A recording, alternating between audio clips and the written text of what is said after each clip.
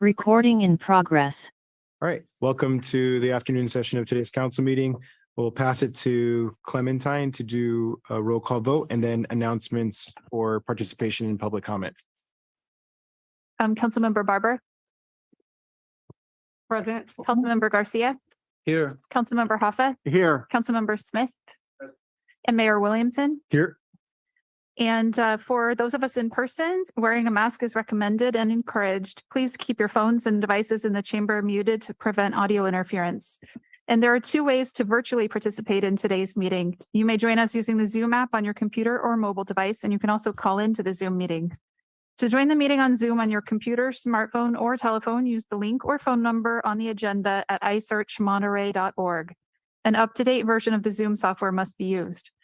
To call in by telephone, dial toll-free 833-568-8864, then enter meeting ID 160-772-9333 #, and if prompted to enter a participant ID, press #.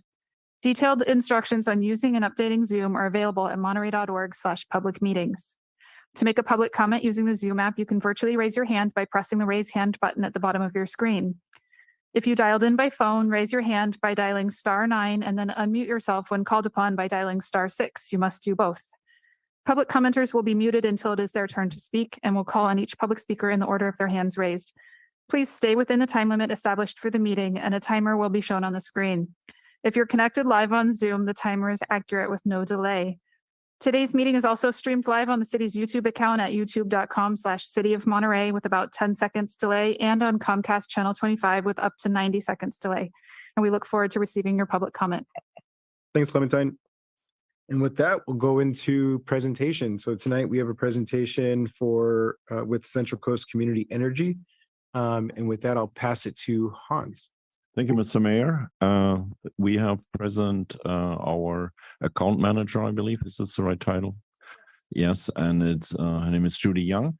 And Councilmember Hoffa and I remember the pioneer days of 3CE and how it has developed over time. Last year, we had a great presentation by Catherine Stedman, who updated us about the success stories of this PACE organization. And with that, I hand it over to Judy to provide us with an update. Hi, good evening. Is it on? Yes. Thank you, Mayor, council members, and esteemed staff. My name is Judy Young, and I am the Senior Member Agency Account Manager with 3CE. It is my honor to be here tonight to highlight Central Coast Community Energy's recent accomplishments, as well as our plans for 2023 and beyond. I will start with a brief introduction to community choice aggregation for anyone who is new to how the CCA model works and how it differs from the investor-owned utility model. And then I will highlight Central Coast Community Energy's history and role in your community.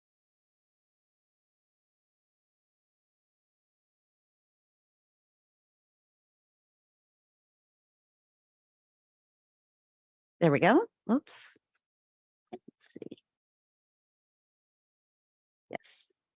So once a community signs on to a CCA, the CCA takes over electricity procurement, while existing investor-owned utility continues to handle transmission, distribution, and billing.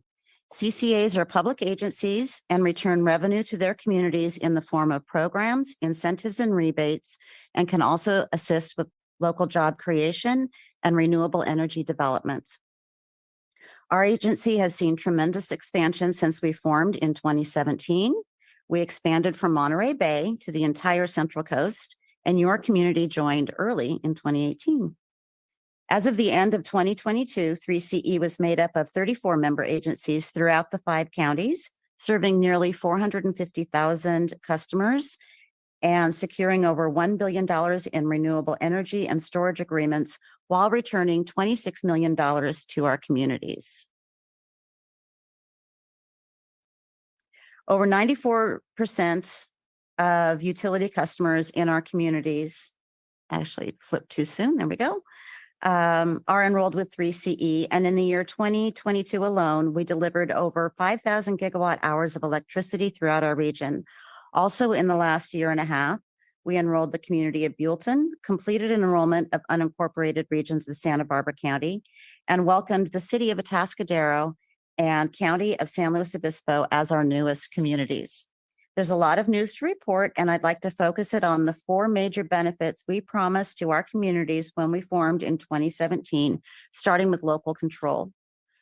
Community choice aggregation allows local government to have greater control over the type and cost of energy supplied to their communities to ensure energy sources and rates reflect the community's values and goals. With 3CE, decisions about where your power comes from and how you are charged for it are made by local elected officials. We are making progress on climate goals together as a region, and we are far ahead of both state and federal targets to decarbonize our energy supply. Here in the city of Monterey, you share board seats with Carmel by the Sea and Pacific Grove and are represented by Carmel's council member, Jeff Barron, and Pacific Grove's city manager, Ben Harvey. The second commitment I will cover tonight is competitive rates.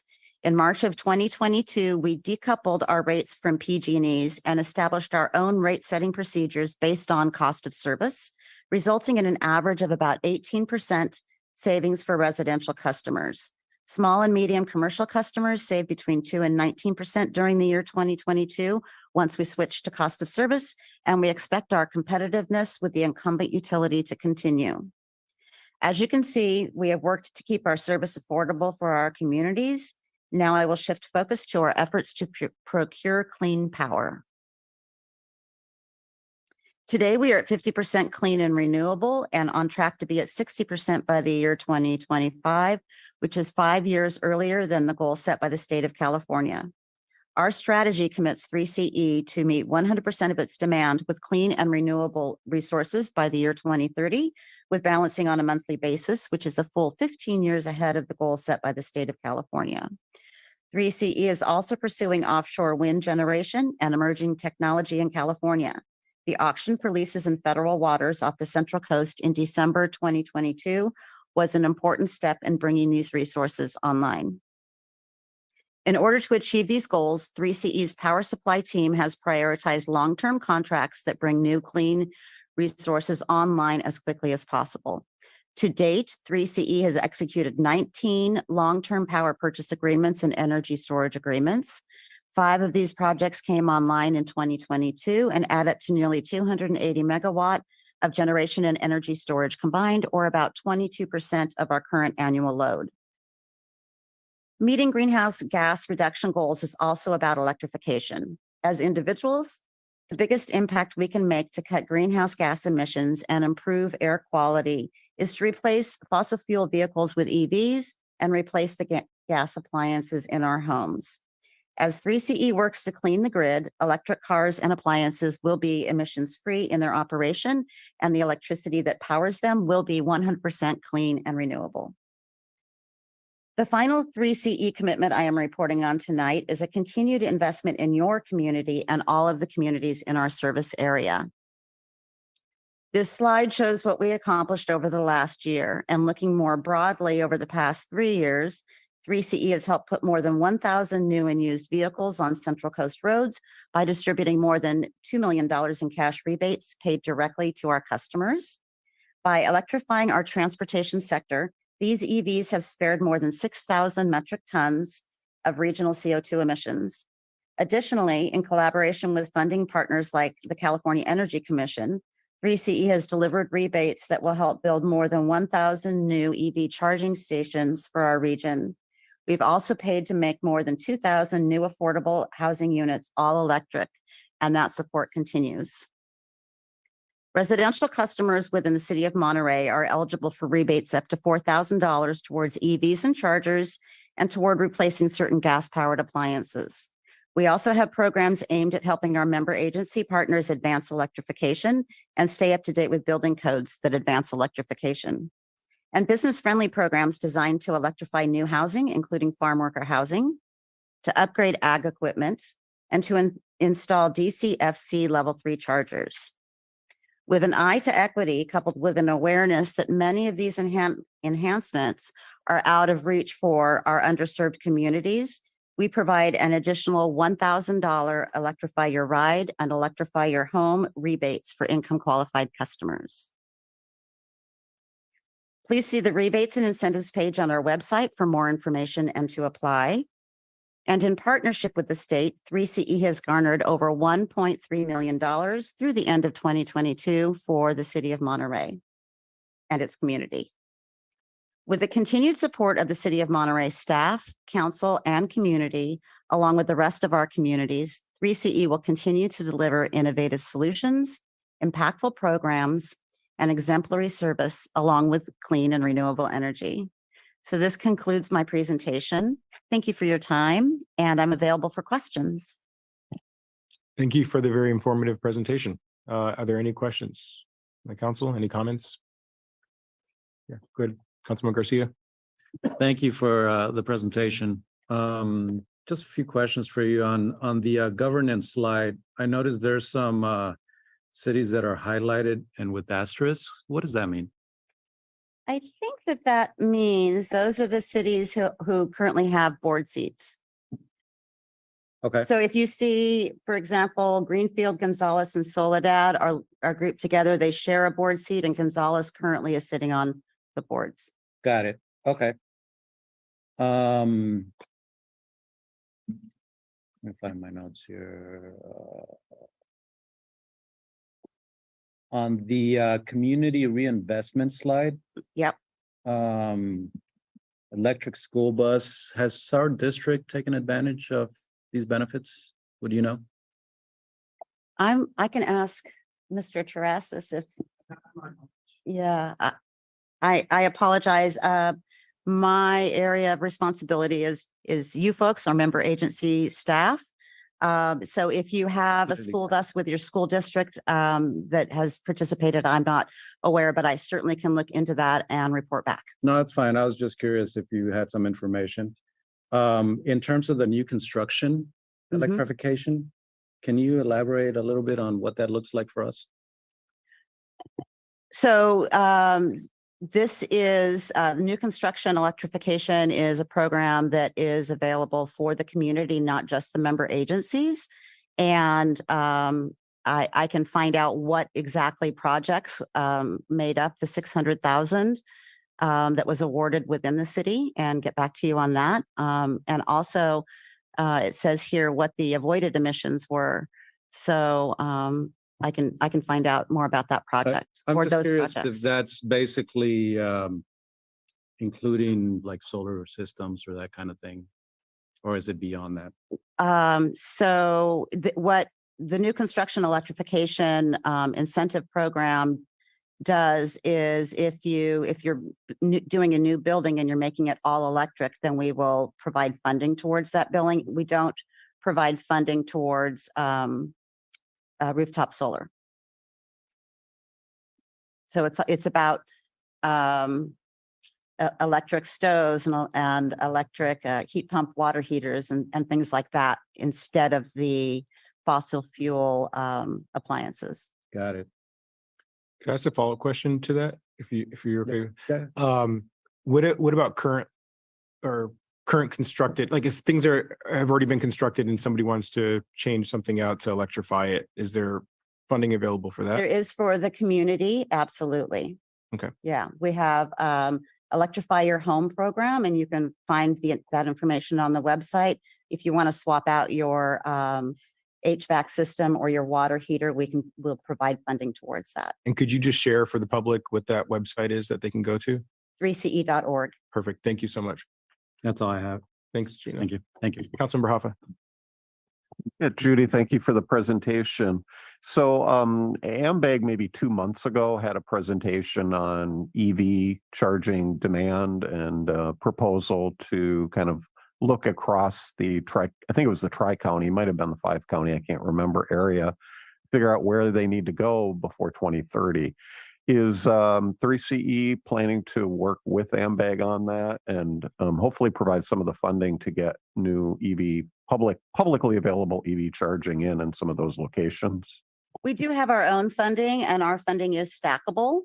AMBAG is pursuing a federal grant, and we work closely with AMBAG and help them if they need information. But we would not be funding. They're looking to the federal government for that particular program. And then this is more of a comment, but I think there's been some resistance to including electric bicycles in 3CE's rebate plan. But as somebody who gets around the peninsula on an EV electric bicycle, pretty much don't need a car. I really think it is a good option, especially for low-income people. But for low-income people, $1,500 to $3,000 for a bike is really makes it out of reach. So that's just kind of my my comment. Thank you. Thank you. Councilmember Barber. Yeah, thank you so much for that presentation. It really was informative. I had a very similar question that was asked earlier, dealing with the affordable homes and such. And I know you noticed that you had said something about an equitable equity program for $1,000 that is actually now, how is that marketed? Because I noticed a lot of different things that we're talking about. I was just curious of how the public can be able to take advantage of it. So how is that marketed? Are you aware of that? We do a number of outreach events every year, targeted, some of them specifically to underserved communities. We're running radio ads right now, some of them in Spanish, maybe all of them on the Spanish speaking stations that I've even, actually it can't be because I've heard one on non-Spanish station. We do a lot of outreach. We do a newsletter. We do a lot of outreach activities throughout the year to try and get the word out. And we have a whole team of people who, for Earth Day this year, we were everywhere all at once. It was amazing. So yeah, a lot of in-person outreach, and Chamber of Commerce events, things like that. I was just wondering if you collaborate with other community agencies in being able to possibly help get the word out, because you guys are doing great work. So I think it's great if you could collaborate some more with the community and different community agencies. And along those lines, but you're electrifying everything else. Will you electrify schools, universities, programs and incentives for schools or different institutions that want to be able to electrify, since you were part of your goal and your mission for your agency? Yeah, that's really good feedback. I will definitely take that back to the agency. I haven't been asked that question before. I'm fairly sure that they would be able to participate in some of our commercial programs today, but we don't have a program that's specifically for schools. So I'll definitely take that back. Thank you. Thank you. Well, and just following up on the marketing question that you had, I wonder where there might be opportunities for us. We have our e-newsletter that goes out to folks that sign up in the city of Monterey. And so it might be a good opportunity for us to help market the great work that you all are doing and those opportunities for our residents. So I just kind of maybe pass that along to staff as a potential opportunity to put in an upcoming e-newsletter. We do a monthly content share from our outreach group to our member agencies with whatever is current and topical, with the specific purpose of you including it in your newsletter or social outlets. And so I will make a note to make sure that we talk about our underserved extra $1,000 rebate in our next content share. Perfect. Thank you. Thank you. Good feedback. Councilmember Smith. Yeah, I just wanted to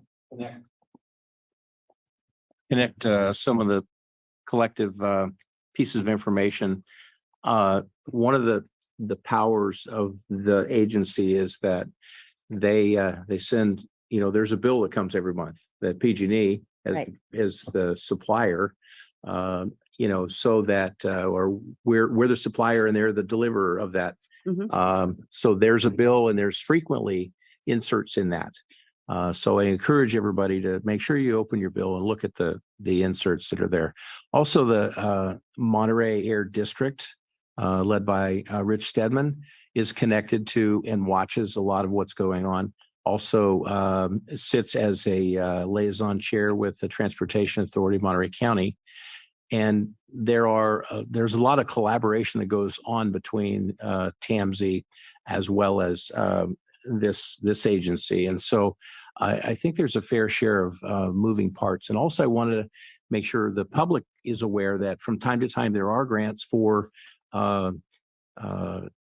rebates on e-bikes and e-vehicles as well through the air district. So there's, I know the money moves around, and sometimes that's the best agency to get a grant rather than your agency. It may be that the grants are more available through the air district. So you want to watch them all, and you want to get connected to all of the opportunities. And I think the way to look at this is your agency is the supplier in going out and purchasing the power, negotiating large contracts to make sure that you get the best deals you can, which are less and less in the carbon footprint. And then that gets delivered by PG&E and drives the prices down. So your agency may not be working in the lower level application of a grant, but you're saving dollars that get transferred into some agency that may provide that grant. So there's a lot of opportunities there, but you're right. Part of it's in the education, and people shouldn't be afraid to ask the question, access your website, but also make sure they look at their PG&E bills, because there are frequently inserts there that can give you a clue as to where you should go to take advantage of some of the grants, and certainly look at the cost savings. That's So great information. That's all true. And I will say that a lot of the rebates and incentives that are out there stack with ours, so you don't have to choose. Right. We don't have an e-bike rebate in this fiscal year, but there are several opportunities out there. The EV rebate would stack with ours. And I think there's even a federal one right now. So right. Thank you. All righty. Well, with that, thank you so much for your time today. Thanks for coming down and helping to share this important information with the community, and we'll see you next time. next year. That's Thank right. you. Thank you. Take care. All right. And with that, we will go on to public comments for items that are not on this evening's or this afternoon's agenda or this evening's agenda. So this is for things not on the agenda. You have your 3 minutes, so feel free to step up to the mic, and we'll go from there. Good afternoon, Steve Lightfoot. I'm the owner of the LennonMurderTruth.com van. Lately, I just talked to your codes and compliances man. I have another van, perfectly drivable, brand new motor, transmission, etc.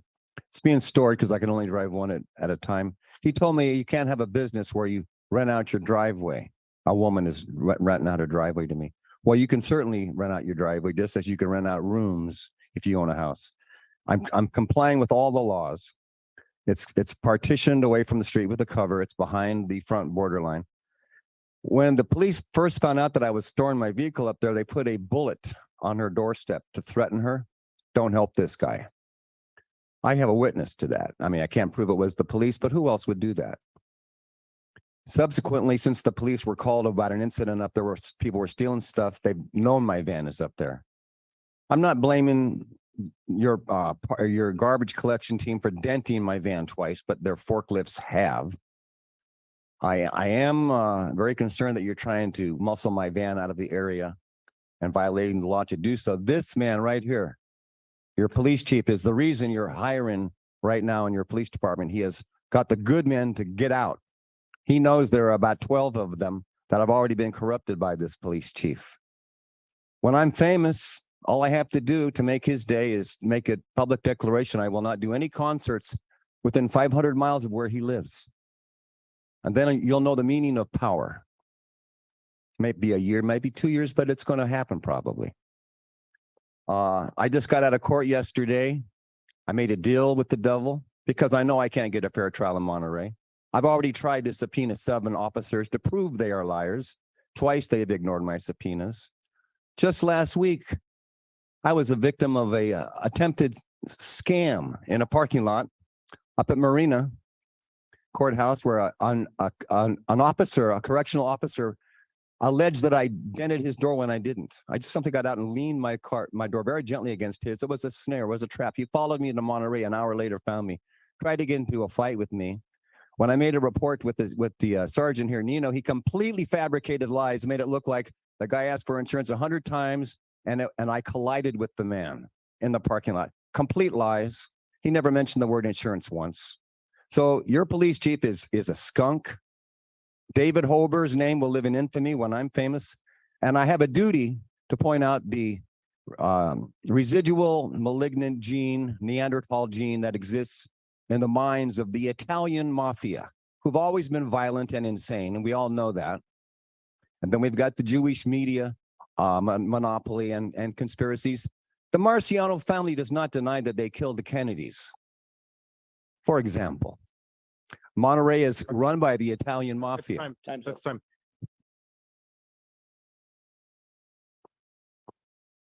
And I will say, well, he's walking out, but I will say for the record that Dave Hober and the rest of the city staff are doing work on behalf of the council and the community. And so if there's an issue, then people can address it to us as he's trying to do, but we just ask folks not to try to address things to staff. That will get to the next public comment. With that. Hi, Bruce. Hi. I have a question, a quick question before we start. This is just general public comments? So is there a public comment about 3CE at some point? No, but you could choose to comment it now during general public comment. Okay. Use this. So on May 8th, the state of California reached a milestone that we thought would never happen. For a brief period on that day, 100% of our power was supplied by sustainable solar and wind. 100%. We were living off of solar and wind on that day for about, I think it was an hour or two or something like that. That's amazing. That is largely due to 3CE, their role. They had an important role in that. So appreciation for that. What is getting left behind on all this energy stuff is, so their model right now is working mostly off of centralized power. It's dependent on the macro grid, which is run by PG&E, as mentioned, and that's a problem.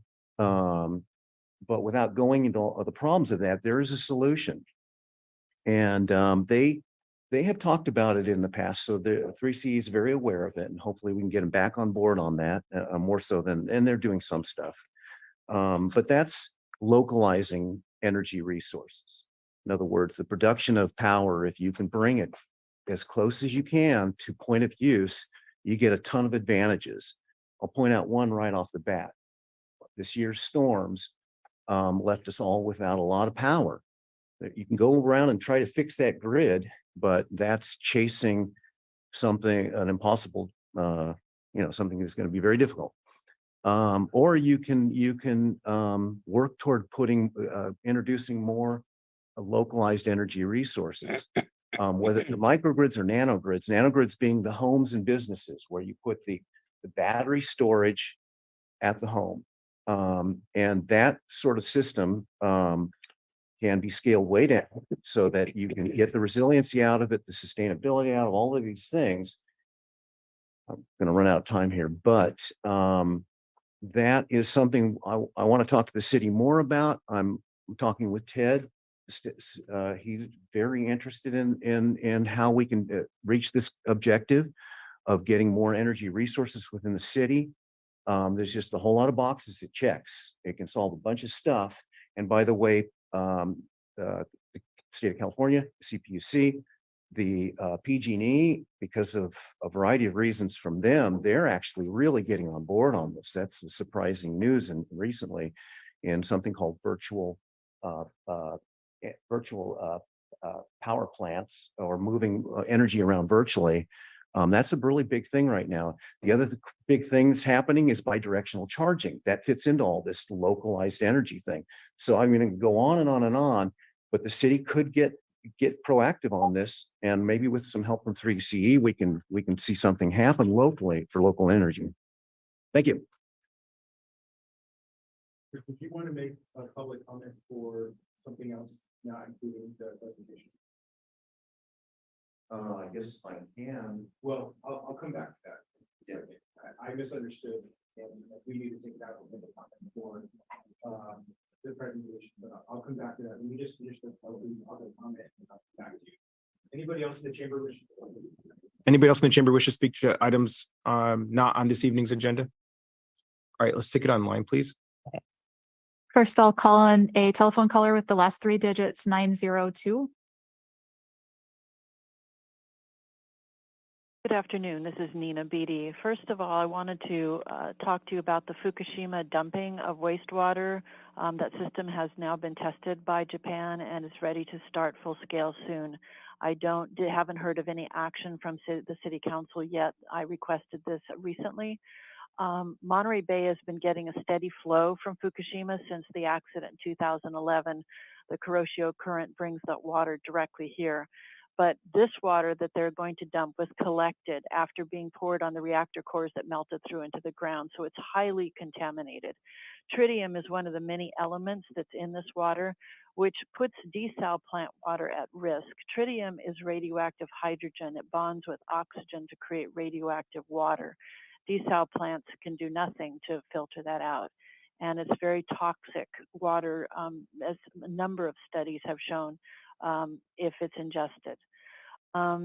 Fishing, tourism, and property values, even the Monterey Bay Aquarium, it risks to the animals and their care.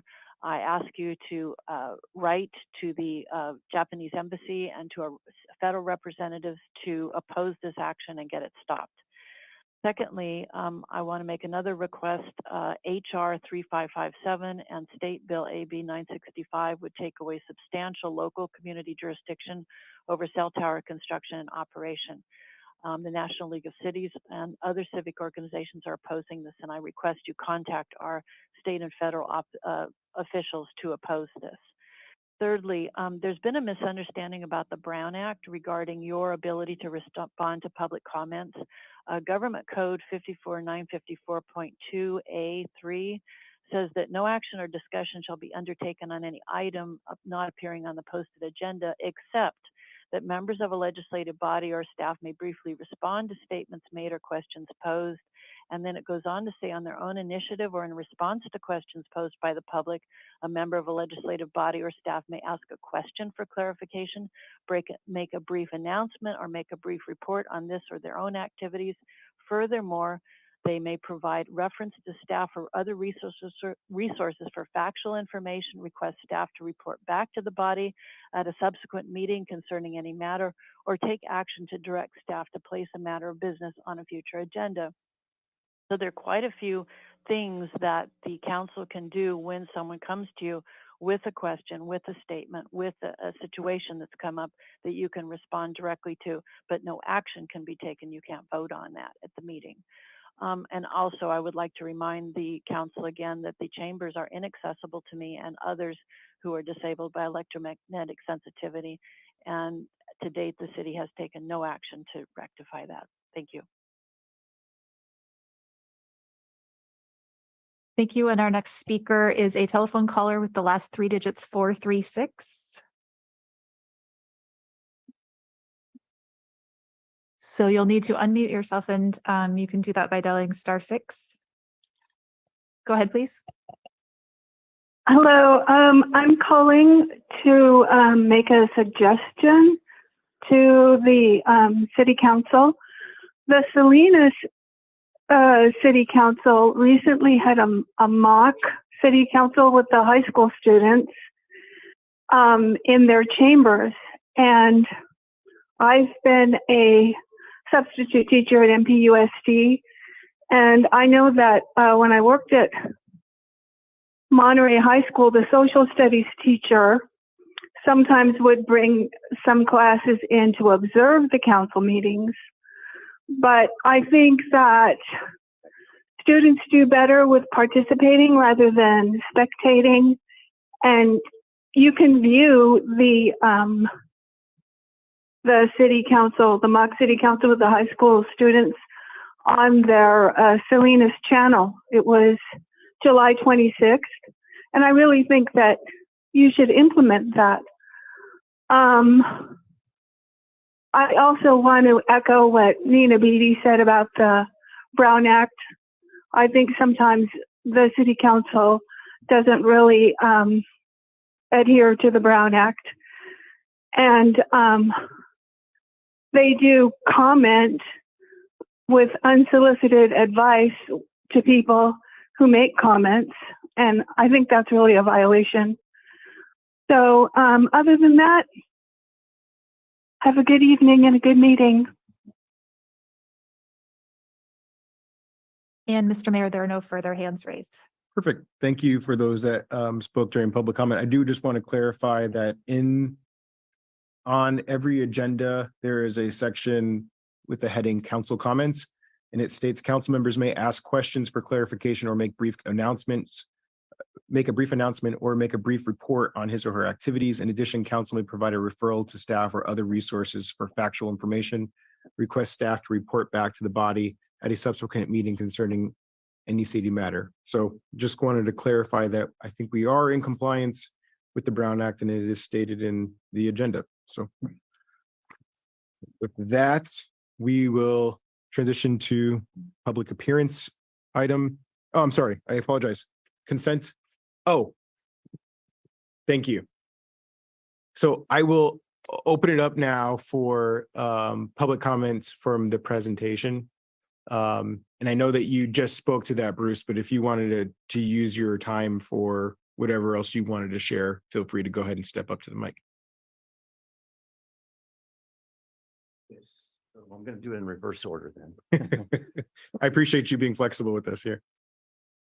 So it ties in, it's about energy. And the first thing I wanted to comment on was Councilmember Barber mentioned the school thing, electrifying schools. And that's where this localized energy resource thing comes in. That's where we're missing in all this, and what a lot of us would like to see more of. And like I said, the sustainability office is very interested in this as well. Where this comes from is the undergrounding committee that you all know about. I think most of you know about. That is a neighborhood committee. We realized that for a variety of reasons that there was some other options out there that could get us to the solutions quicker. And so we formed within that committee a group that has been for couple years now. That committee's been going for 6 years, by the way, to explore localizing energy resources as a way to really check the boxes, as I mentioned earlier. So we're at a point here where we think, I mean, there's a whole lot of things coming together here, a whole lot of activity in the energy world right now, or in the state of California, let's say, but actually across the nation, where this is the way to go. With this virtual energy stuff and with vehicles being essentially little nanogrids on wheels that you can do bidirectional charging with, these resources are becoming available. And in order for PG&E and the others to do what they now recognize is the way out of their problems, they're looking at all of us to put in energy resources, localized energy resources. And so that's, every time we turn around, we're just reading more stuff on this and everything and seeing ways this can be done. We figured out ways where this could be done in a cost-effective way, we're still, that's a work in progress, but we've seen all kinds of ways where the initial cost can be brought down with a collaboration between, I'm going to get in trouble here, 3CE, the city of Monterey, and the private sector. And then the state of California is pushing for this sort of thing as well. They're pushed away from solar at the moment, as you all know, but they're pushing toward batteries or energy resources that will help you move the energy to where you need it. So there's a whole lot going on here. You have a committee within the city it's looking at this, and we hope to go further with it. Thank you. Thanks, Bruce. Anybody else in the chamber wish to speak on the presentation? All right, let's take it online, please.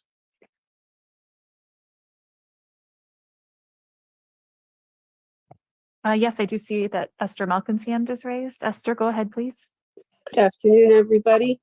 I'm just wanted to point out that while all that conversation about electrification and EV and e-bikes is going on, that in a city that has 66% of its residents being renters, there are very few opportunities that are available for renters to be able to participate in that. If you are a renter and you live in a building that doesn't have a way of charging a vehicle, you can't participate in that no matter how many credits and grants there are out there available. The same with e-bikes. They're expensive, and I appreciate that that was mentioned.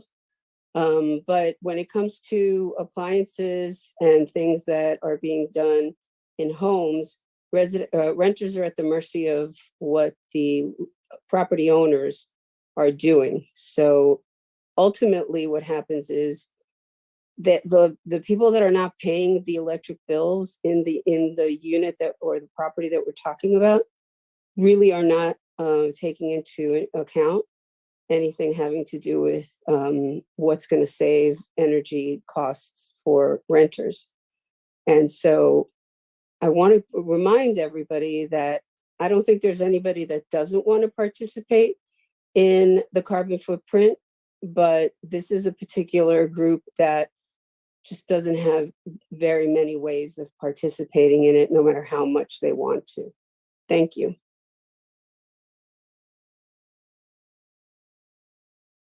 Thank you. And we do not have any other hands raised, Mr. Mayor. Okay, thank you, Clementine. And with that, we'll go to the consent agenda. Are there any questions? Anybody wish to pull anything? All right, let's take it out to the public. Anybody in the public wish to pull anything or make any public comment?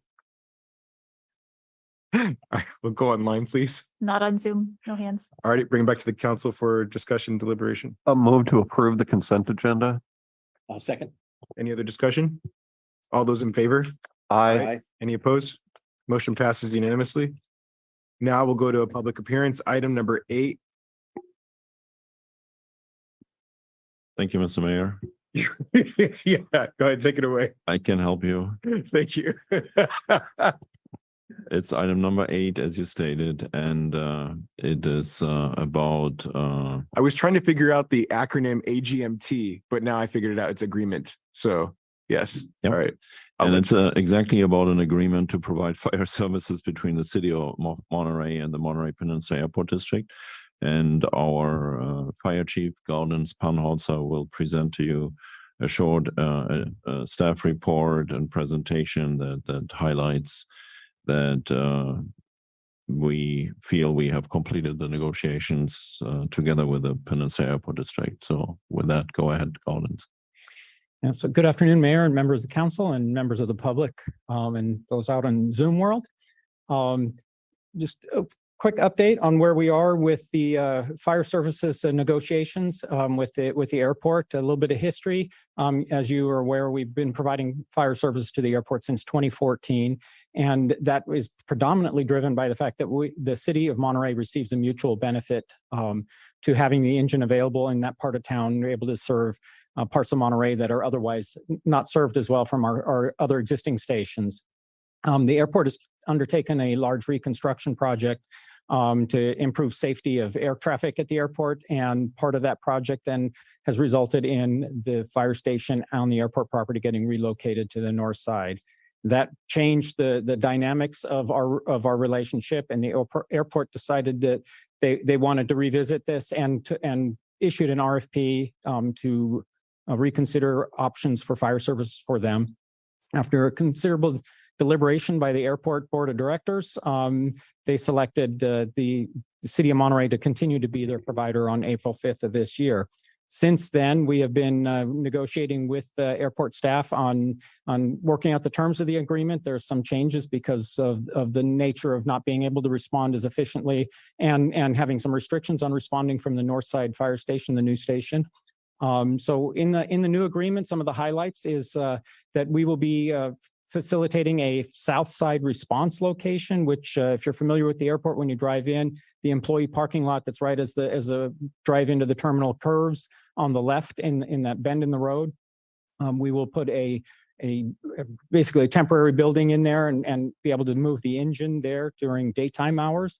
It actually also ends up serving the airport better because the majority of the calls that are non-aircraft related out at the airport occur in the terminal and will be literally 30 seconds from the terminal. So it ends up benefiting them as well and will allow us during those hours to continue to serve the neighborhoods in Monterey, the Highway 68 corridor, Jocelyn Canyon, Fish Flats, Deer Flats, all those neighborhoods. While the contract still allows us to provide for mutual aid off property from the north side station, in the interest of testing out this without too many complexities, we are at this point not intending on doing so, and we can revisit that if there's a need to in the future. We believe that the majority of the calls that happen off airport and the majority of the requests for that resource happen during those 8 a.m. to 8 p.m. daylight hours, where we'll have the engine in the south side response location. Anyway, staffing costs and operational costs are shared proportionately as appropriate for the relative benefit that each of the jurisdictions gets, and that gives the airport a higher level of service at a very competitive price, and continues to allow Monterey to provide services in that area for also a significantly lower cost than if we were to open our own station there. The one particular part of this agreement, and if there's questions about that, I'll have to defer to Chrissy on it, is the agreement also has a special indemnification clause in it that basically it says that the city of Monterey will indemnify the airport should a third party bring a lawsuit relative to the traffic issues that may be created from having the airport at the fire station at the north side and responding off property. So that's one particular thing that's new in this agreement. Other than that, we believe that we have a very workable agreement, and had excellent dialogue between us and the airport staff, and we look forward to moving forward. The new agreement, the financial implications are also identified in the agenda report. It actually ends up being a little bit more revenue to the city of Monterey than we have been receiving, and that's a big part because of the change in the ratio of calls has increased to the percentage of calls that are on airport property, as well as the old contract was based on 2018 pricing structure. And so this reflects current actual real costs that we're facing currently. So we think it's fair to both agencies at this price structure. So our recommendation is that you opt this afternoon that you adopt the resolution that authorizes the city manager to sign the agreement. Now that agreement the same discussion will go to the airport board on August 16th, and hopefully they will take the same action, and we'll get ink on paper shortly thereafter. Awesome. Thank you, Chief. Any questions from the council? Question, and I know this is about the negotiations and contract, but I want to make sure the public that's paying attention knows the north side is the side that's closest to, say, Ramona Street. Yes. Okay. The south side is the current entrance to the airport. Olmsted Road. Exactly. Olmsted Road. So the new fire station, what is the timeline of the master planning of the airport, of when the temporary building that would be erected, you spoke of, that's on the south side, would then potentially go away? So no, the way this will work is once we move to the north side station, and that's destined for October 1st, barring any things that happen. As you all know, projects of this magnitude can have delays, but that is the plan, is to move into the new station as of October 1st. And we coinciding with that, we will then staff the south side. It's not a temporary station in that it'll only be for an interim period. It is temporary in that we only occupy it during daytime hours. At night. Exactly. And that will happen. That should happen at the same time. Okay. I heard you say temporary, so that's what triggered that conversation that I was having. Okay. So until 8 p.m., then you vacate that station, then you go to the north side station. Right. Okay. Thank you very much. Any other questions? Could you describe what's going on with where the station's currently at? What does the airport plan on doing with the station that's currently being occupied? I think as soon as we move out, there will be some bulldozers parked in front of it. Their intention is to clear that station out. The new terminal building will be constructed in generally that vicinity, and that station is probably going to be about where aircraft park when they pull up to the terminal. I'm looking to Chris Morello back there. Is that about the correct assessment? Okay. And then I don't know why I have this question here. Oh, so you describe the next steps. So it'll go to the airport board. They'll, I'm assuming, approve, and then what happens from there? And then we Sign. sign the agreement, and we continue to move forward in vacating. We've been working on vacating the existing station, moving things out of there. We'll continue that project and work collaboratively towards getting also the new Southside response facility put in. It'll be more of a portable building situation there. So we need to get that established and set up. And at the same time, move resources over to the new fire station on the north side as that becomes available for us to move into. Okay. With the goal of transitioning everything on October 1st. Perfect. Okay. Thank you. Let's take it out to the public. Is there anybody in the public that wishes to comment on this item in the chamber? All right, let's take it online, please. There are no hands raised. All right, we'll bring it back to the council for deliberation. So I just want to get this straight in my head. So the current station is now going to be the temporary station. Nope. No, because it's temporary, because it's coming down soon. So it's a temporary station. Yeah, That's what I mean. Arguably, yes. It's only going to be the fire station for another couple of months until October 1st. Yes. Yes, I get it. That's where the bulldozers are going to be stacked up because it's a temporary station. Thank you. Is there a motion? I would move to approve staff recommendation. Is there a second? Second. All right. I want to give appreciation to staff. I know there's been a lot of work going on behind the scenes. So between our city attorney's office and the executive team, particularly with the fire department, just many kudos to them. And I would extend the appreciation to our partners at the airport district. So with that, let's go ahead and vote. All those in favor? Aye. Any opposed? Motion passes unanimously. Move on to item number 9, where now I can read this acronym AGMT, is agreement on an MOU with Monterey Peninsula Airport District. And with that, I'll pass it to Hans for staff presentation. Thank you, Mr. Mayor. This is a more legal topic, and so our city attorney will give you a presentation about the airports district to detach certain properties. Good afternoon, Mayor and City Council members. I'm going to run through this presentation for you and introduce you to a pretty rare area of law called detachment. And you can think of it in terms of the complete opposite of an annexation, which you've probably heard more about, annexing property as opposed to detaching. So what we're going to ask of you tonight is to consider the airport district's request to detach portions of land from within the city's jurisdiction and authorize an agreement that the city will not protest or request termination of the LAFCO, which is the Local Agency Formation Commission's commission detachment proceedings, subject to reaching an agreement on revenue and other boundary type issues. So what is a detachment? A detachment means that the city's corporate boundaries will shrink and remove territory from within our jurisdiction, and the airport district's territory will expand.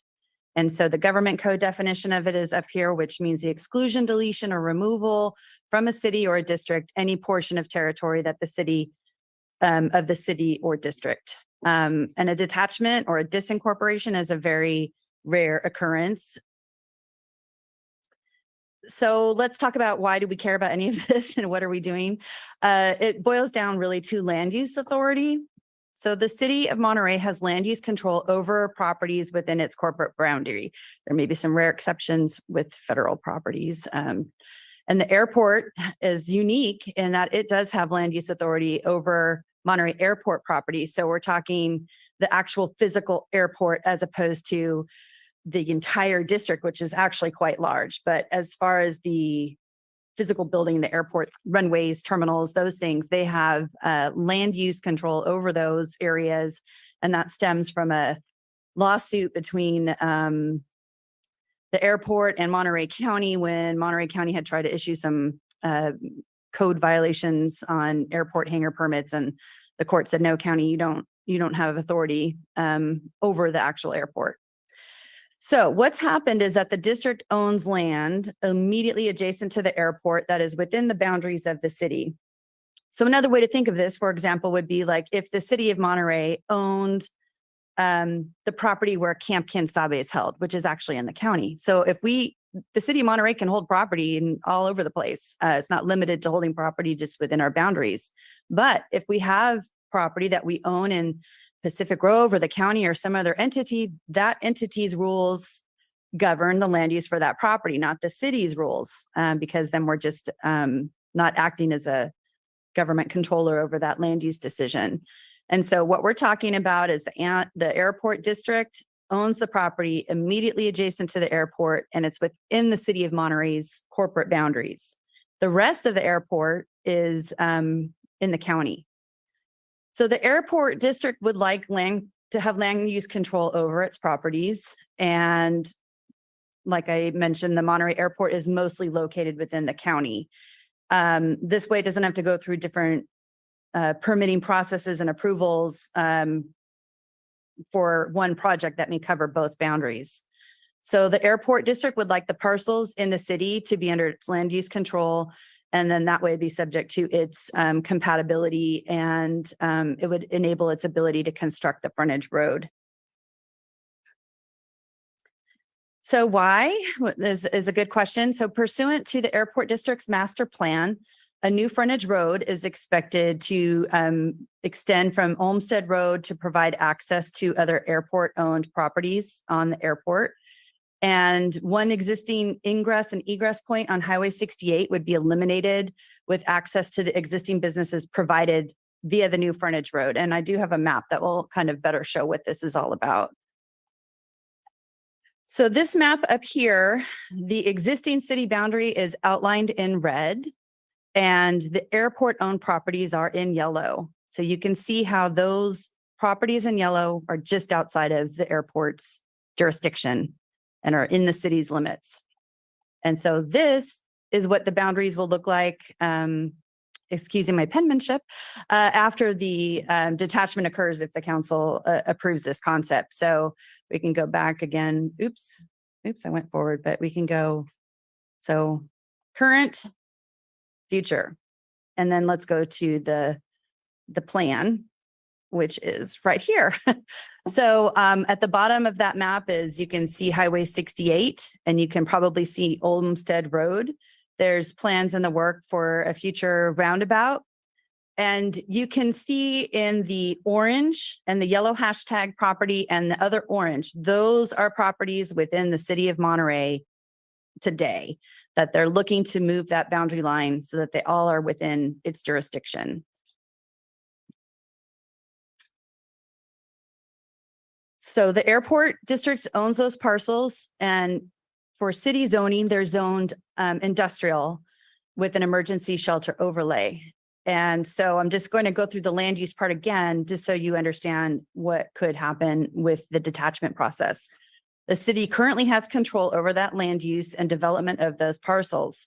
So for example, if the district filed a development application today, the city would review it to ensure consistency with the city's zoning codes and general plan, and issue building and other permits on those parcels.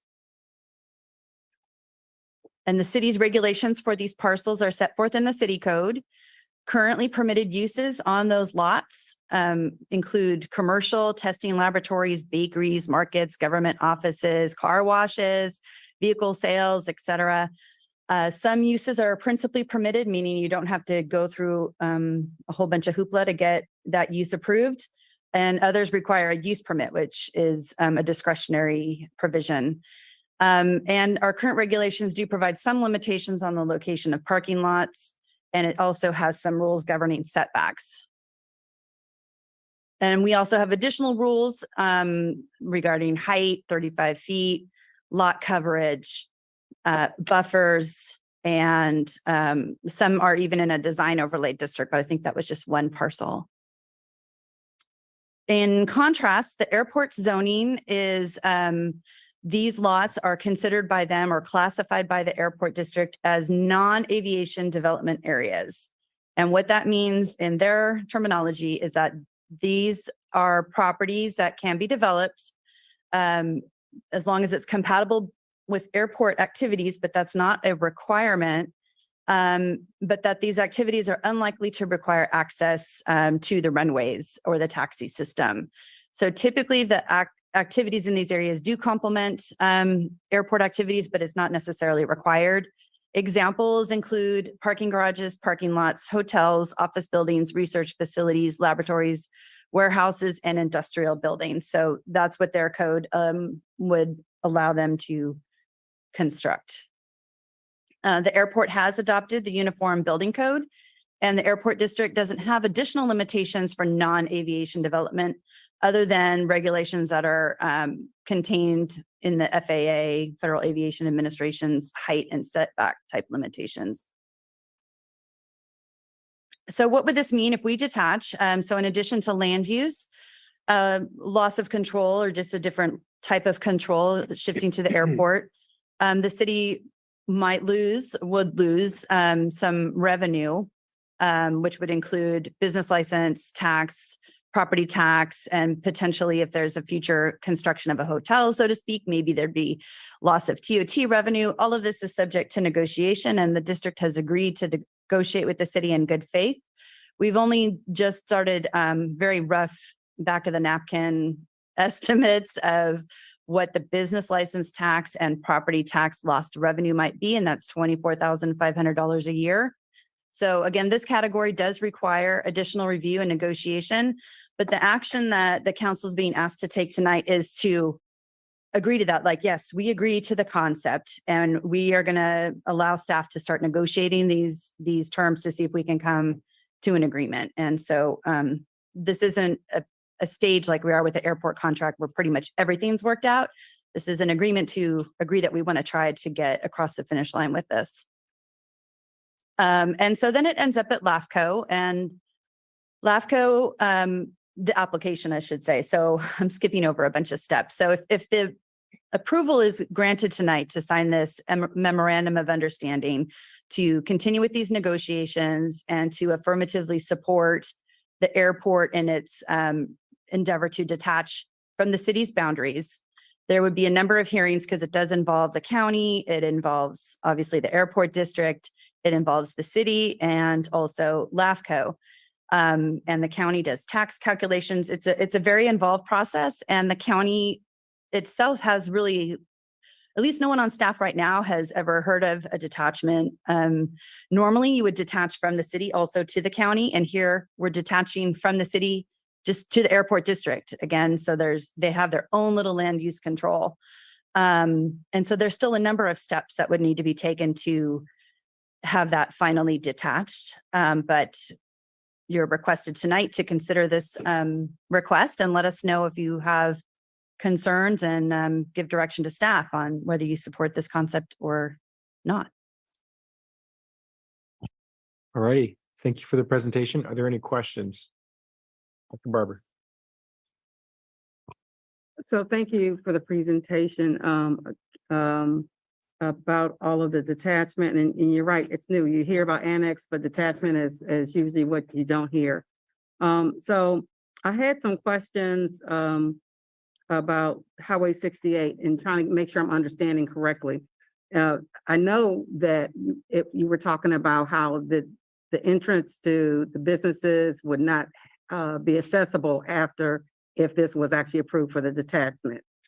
Is that correct? They would be accessible through the development of a frontage road. There we go. So right now, everyone, I think, wants to discourage entering and exiting places from Highway 68. It's not the encouraged way to, I don't know, I'm not a traffic engineer. I'm not verbalizing it right, but I believe it's in everyone's interest to not have entrances and exits on Highway 68. And so what the airport wants to do is eliminate one of those that we have in existence right now. And instead, where you see the blue line kind of running parallel to Highway 68, that blue line, you can follow it. And at the very end, you'll see a proposed cul-de-sac, and that will that road is going to be the entrance and exit to whatever the airport decides to construct in those areas.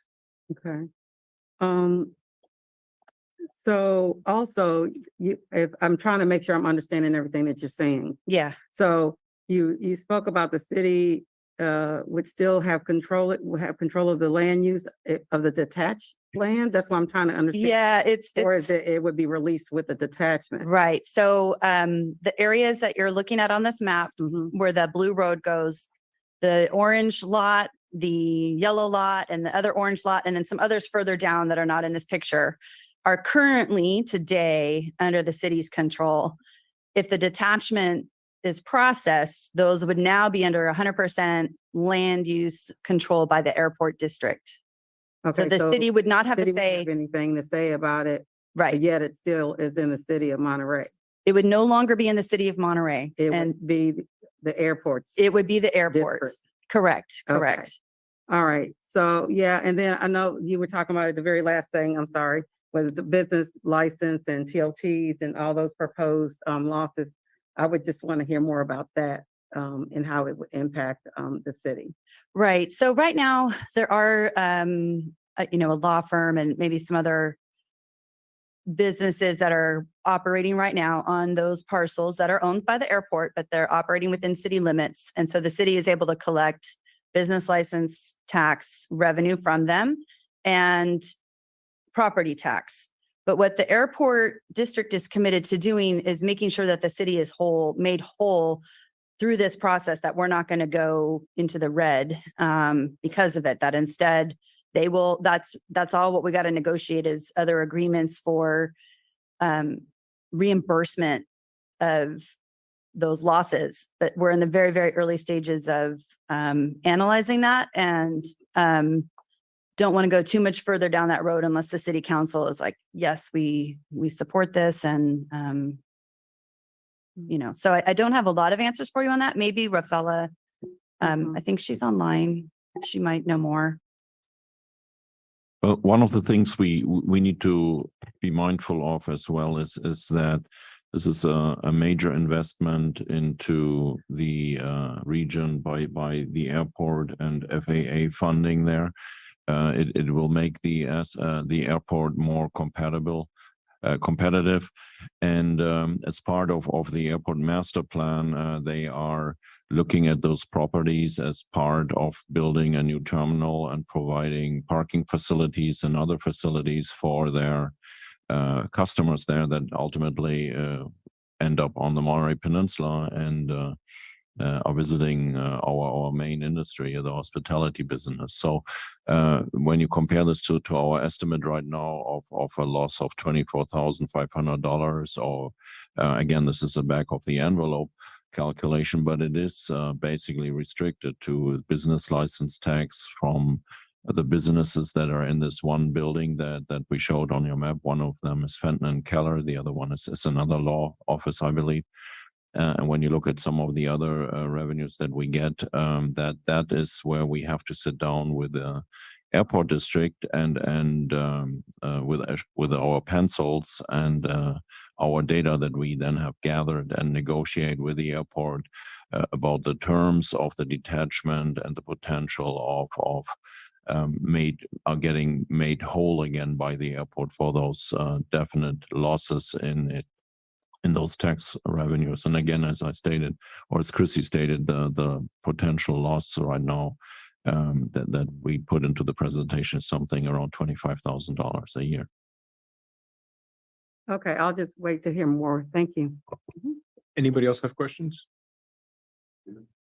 Councilmember Hopper? Yeah, thanks for the presentation. One question I had, one concern is, would this affect the buffer zones relative to any housing that we have planned or made available through zoning along Garden Road? Or I know when we were looking at the Garden Road rezone, like we were having to look at how close that was to the airport and things like that. So will this affect that at all? The detachment itself shouldn't affect those areas. And we are also, the airport district, if we're authorized with this action tonight, is willing to discuss additional buffers from Highway 68 to, or setbacks, maybe I should call it, screens and buffers so that it's not built up on the edge of obviously Highway 68, because I know we have those concerns. Okay, but Yeah. so it doesn't affect any of our housing plans. That's the first question. Okay. No, I don't believe so. No. Second question. Alan, could I ask a Yeah. follow-up to that Please just do. quickly? So the question was more specifically to anything that we plan to have zoned for housing, but I imagine that there could be potential for future areas to be zoned for housing that maybe aren't currently. So could it affect any city property in regards to the possibility of housing construction? So if we could go back to the map, the second map. Okay, so again, we're only talking about the parcels that are in yellow, those parcels in yellow are in the city's limits right now. And so those are not presently zoned for housing. I've been told by the airport's attorney that the FAA would not allow any housing on those lots. And I believe that. And then for your other question, for areas outside of those parcels where we are trying to densify, and you might recall going through this process before, the Airport Land Use Commission, which is a different County. agency than the airport district. So the Airport Land Use Commission could review that and then say, nope, we don't want you to densify here because it's not safe and we have other concerns. And then the city might evaluate that and say, well, we're going to override the airport district, the Airport Land Use Commission on that and still allow the development. And what that does is allow them to have some immunities should there be an unfortunate, aviation accident in a housing development that the city allowed. Okay. Well, I mean, basically, I just want to be assured by the city staff, this isn't going to affect any present or future housing plans. It will not affect the overlay zone that we created on Garden Road, south of, on the southern part of Garden Road. And what about any other parcels we're looking at as part of our housing element? Okay. Under there. I should say some of these do have the emergency shelter overlay. So although we designated it as overlay, from what I'm hearing, probably the FAA would not have allowed that to happen there anyway. So just to be clear, there is going to be the loss of that. Well, speaking of housing and safety in the vicinity of the airport, you did mention a hotel. Would that be deemed safe to be on these locations? I don't know if they have plans to build a hotel. It's just one of the permitted uses. I think that's something that in our negotiations, we're going to want to discuss because the potential, of course, the city has a moratorium on hotels. So to be able to have a new hotel, essentially really within the jurisdiction of the city, close to the airport, could actually impact our other hotels. And I just think that is something in some case, in any case, I'd want to see some kind of revenue sharing because that could potentially be a lot more than $24,000 a year. Right. So if that was something, I just think that's something we want to talk about in negotiation. Right. And that's in the draft MOU to talk about present and potential future revenue sharing. How that fleshes out is yet to be determined, and that ultimately the council would have to approve. So what we do know today is from the airport master plan, which is from 2019, and that's what's shown on here. And they do show the construction of the frontage road and various parking areas and the terminal. And then, as I mentioned earlier, those other areas could be developed consistent with their non-aviation uses, which could be a variety of things that aren't necessarily inconsistent with our industrial classifications. So, and my final question, Chrissy, has to do with the lawsuit that we entered into against the airport regarding their plan and the impact on Airport Road and our residents there. So would this proposal, and in particular the frontage road, is this designed to help alleviate some of that traffic impact on Airport Road that we were anticipating? I think, and I'm not a traffic expert, but it seems with the roundabout And having that frontage road, it would ease congestion probably on Highway 68 and elsewhere. But I can defer to city staff if Andrea wants to comment. And then if you're also interested, I think she could comment as well on the corner of the orange lot, the like triangular part is also, I believe, a part of TAMC's plans, or they need to acquire that in order for a different roundabout. And that should be okay with all of this as well. So I think we're what I'm suggesting is, again, in the negotiations, we may want to wrap that into it as well to make sure that, you know, if we're doing something that, as you said, is highly unusual, highly unprecedented to sort of decontrol land for the benefit of the airport, that maybe we could also address airport road concerns as part of these negotiations. right. So the airport district would be the lead agency for purposes of CEQA in this detachment proceeding. And we would be, the city of Monterey would be a responsible agency. So we would not be waiving any of our rights as a responsible agency to comment or indicate if there's inadequacies in any environmental study that's done in the future. So, yeah. Okay, any other questions? All right, let's take it out to the public. Anybody in the chamber wish to speak on this item? All right, let's take it online. Yes, I'm calling on, I believe this is Ms. Beatty. Go ahead, please. Yes, I find it curious that the previous airport issue with the fire department was in a legal notice in the newspaper, but this was not. Did I miss it? Was it on another day? This is very important to the businesses that are on those properties. And I have another question. Were those businesses notified of this meeting tonight? Was the city of Delray Oaks notified tonight? The little road, the frontage road, cul-de-sacs in the picture, but it doesn't. But this was the hotly contested road, or it looks like it leads towards the direction of the road that the airport wanted to build through Delray Oaks that it was totally opposed to, and I believe that led to a lawsuit. There's many troubling questions about this. Is the city would lose all jurisdiction and control over the land use on those parcels. The FAA has been just when they altered flight plans and their flight paths of planes, they ignored the input from the public that their lives were in some areas like Palo Alto. Wealthy Palo Alto were being, the quiet of their neighborhoods was being destroyed by steady airplane traffic, and the FAA just blew them off.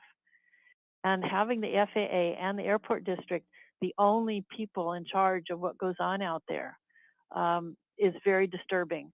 Right now, the airport, just in the last month, it's been increasingly noisy.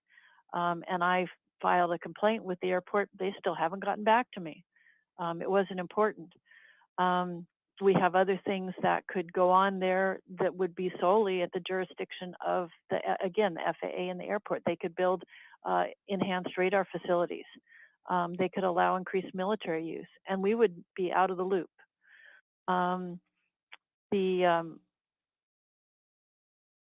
The loss of revenue is another negative. I see so many negative things to giving up city jurisdiction, city land, to be controlled by entities that have not always operated in the interests of the city and the surrounding communities. So because of the negative impact that this could have, I'm asking you to oppose this and not go any further with this consideration. Thank you.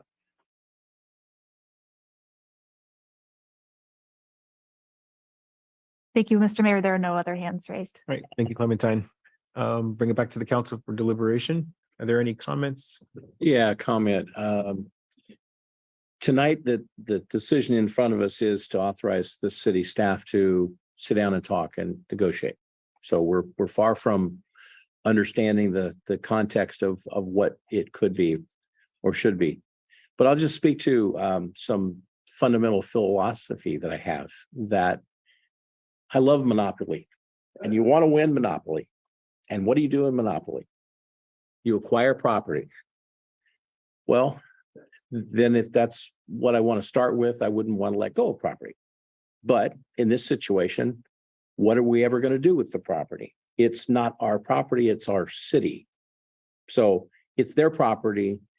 What are they going to do with it? So I'm looking at this as, I think we have a cross-section of concerns because they're going to develop their property within their master plan within the city of Monterey, and we're going to have a lot of complications. So I think this is the start of trying to figure out how we navigate one jurisdiction through another. And in order to do that, we got to just get to the table. So whether or not I can come up with the details of what I would want to tell the city staff to do, I'm not there yet.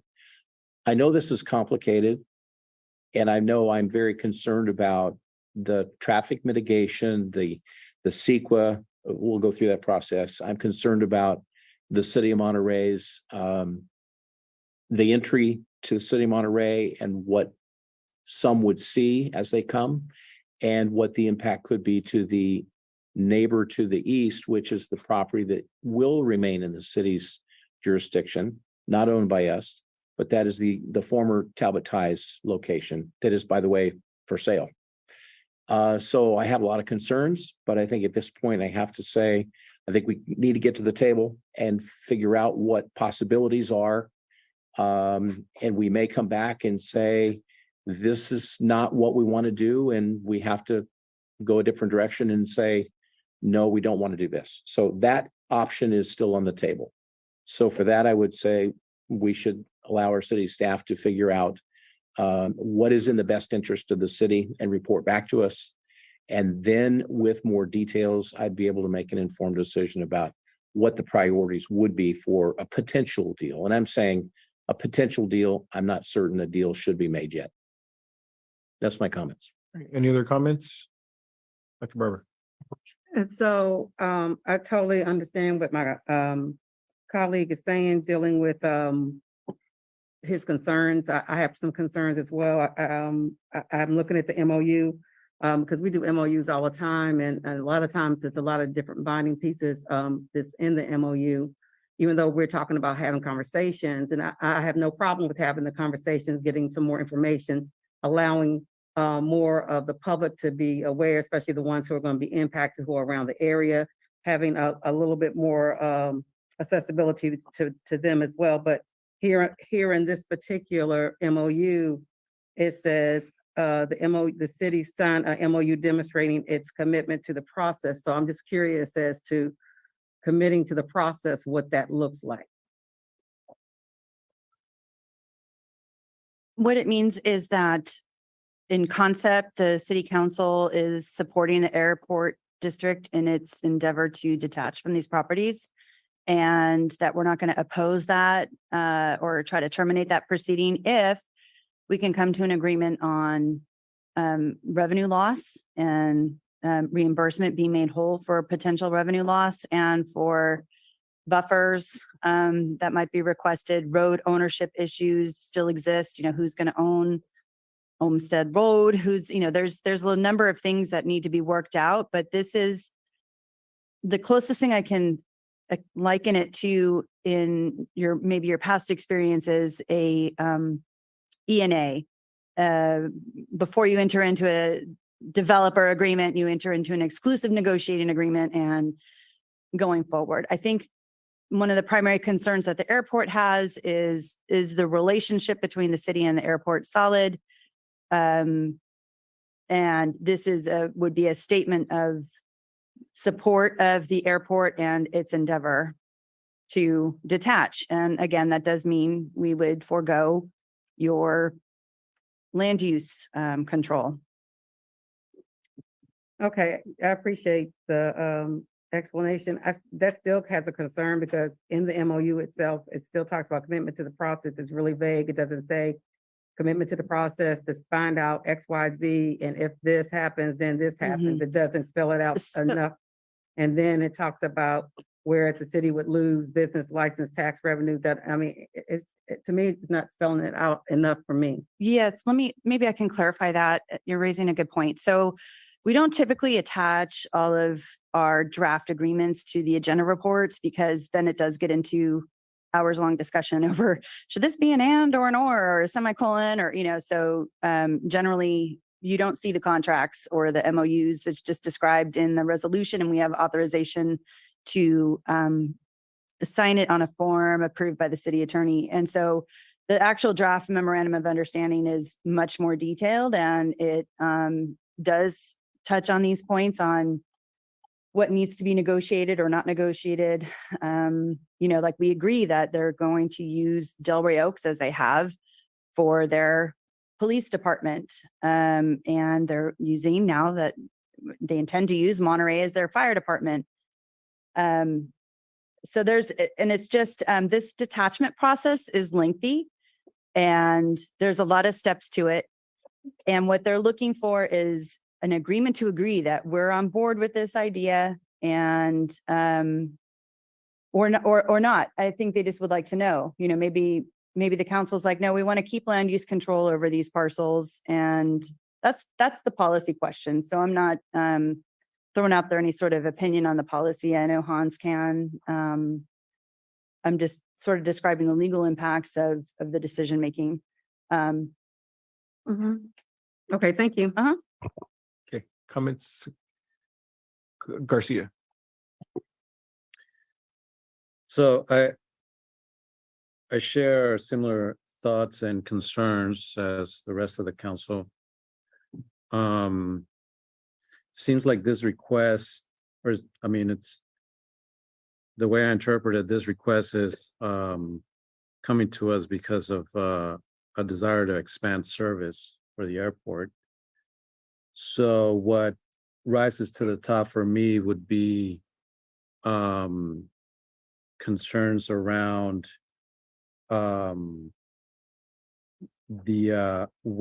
what the gateway to the city would look like on Highway 68. So I think I agree with, I'm not sure who said this earlier, agree with the fact that it should be part of the negotiating to see what that looks like. But also the possible increased traffic through Garden Road. I know there are a lot of businesses along Garden Road, so maybe that's not the primary concern, but traffic that would be going through there would have to possibly come through our neighborhoods closer to Fremont. So I think that would be something that I would like to see as part of the negotiations, to see what, if there is an impact that is foreseen, and how that impact would be mitigated. Yeah, I think that's it for me. Councilmember Hoffman. Yeah, I've got a few more questions that have kind of been prompted by my colleagues' comments and questions, and then I can share my thought. But so is the airport able to develop its plans as envisioned under the master plan for this area with the current land control arrangement, or is it simply easier if there's decontrol by the city? Can somebody address? In other words, can they do what they want now? It just would be easier or faster, or they wouldn't have to ask us for permission. Or is it they absolutely can't do it, and so they really need this to be able to complete their vision? If there were an application in front of the planning department, they would need to look at what the zoning code provides for these lots, and is this proposed development consistent with our codes? I haven't done like a I don't know if you have a view on that, Hans, but I haven't done like a planning It's analysis. easier. It's easier, Councilmember Harper. Okay. So that's good the to answer. know. Right, yeah. That's good to know. And then the memorandum of, I guess, our action tonight, we are asking, we would, if we approve this, we would be directing staff to move forward with negotiations, but then presumably the memorandum would come back to us at a subsequent meeting or not? So this, you would be authorizing to sign the preliminary agreement to agree to negotiate. So it's like a precursor. It's like having an exclusive negotiating agreement before you enter into a development agreement. Two-step process. Okay, of- I'm getting less comfortable. Well, it's, Chrissy explained it like an ENA, and this council has heard me say it at least 3 times what an ENA is, but some of you have not heard it, Councilmember Garcia and Councilmember Barber. So an ENA is like a promise ring or an engagement. We're giving an engagement ring to each other and say we will look at each other, we will negotiate in good faith the conditions of our future arrangement. In this case, it's the detachment.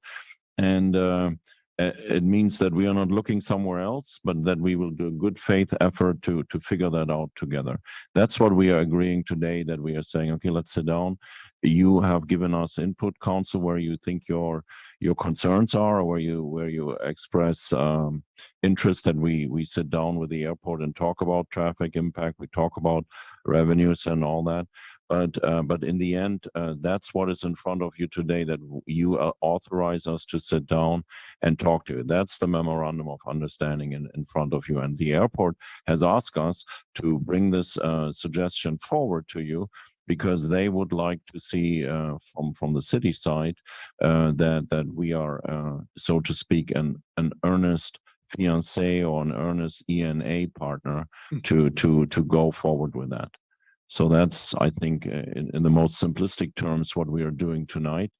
And you all can judge for yourself what it means to give somebody a ring and follow through or not. I mean, it seems a little different though, with respect, Mr. Simanish, because in an ENA, they would be putting money down, right? They would be making a commitment of money to begin doing development plans. And so that's partly why it's important for the city to show its strong commitment to the process.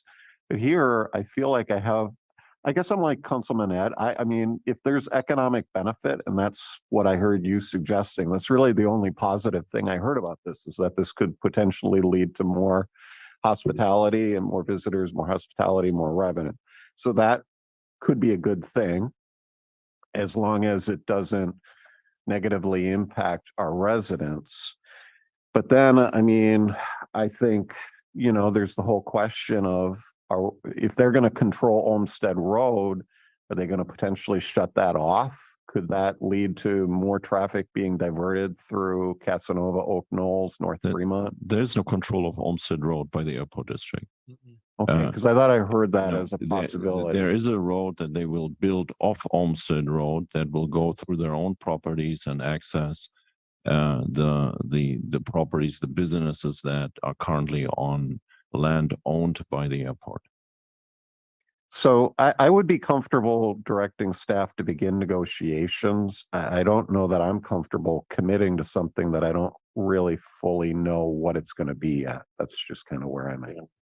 I can see benefit potentially. I think it's always good to negotiate, but I am not 100% clear on what I'm committing to.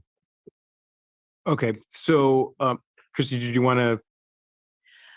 I'm just trying to think if I can help explain better what the commitment would be.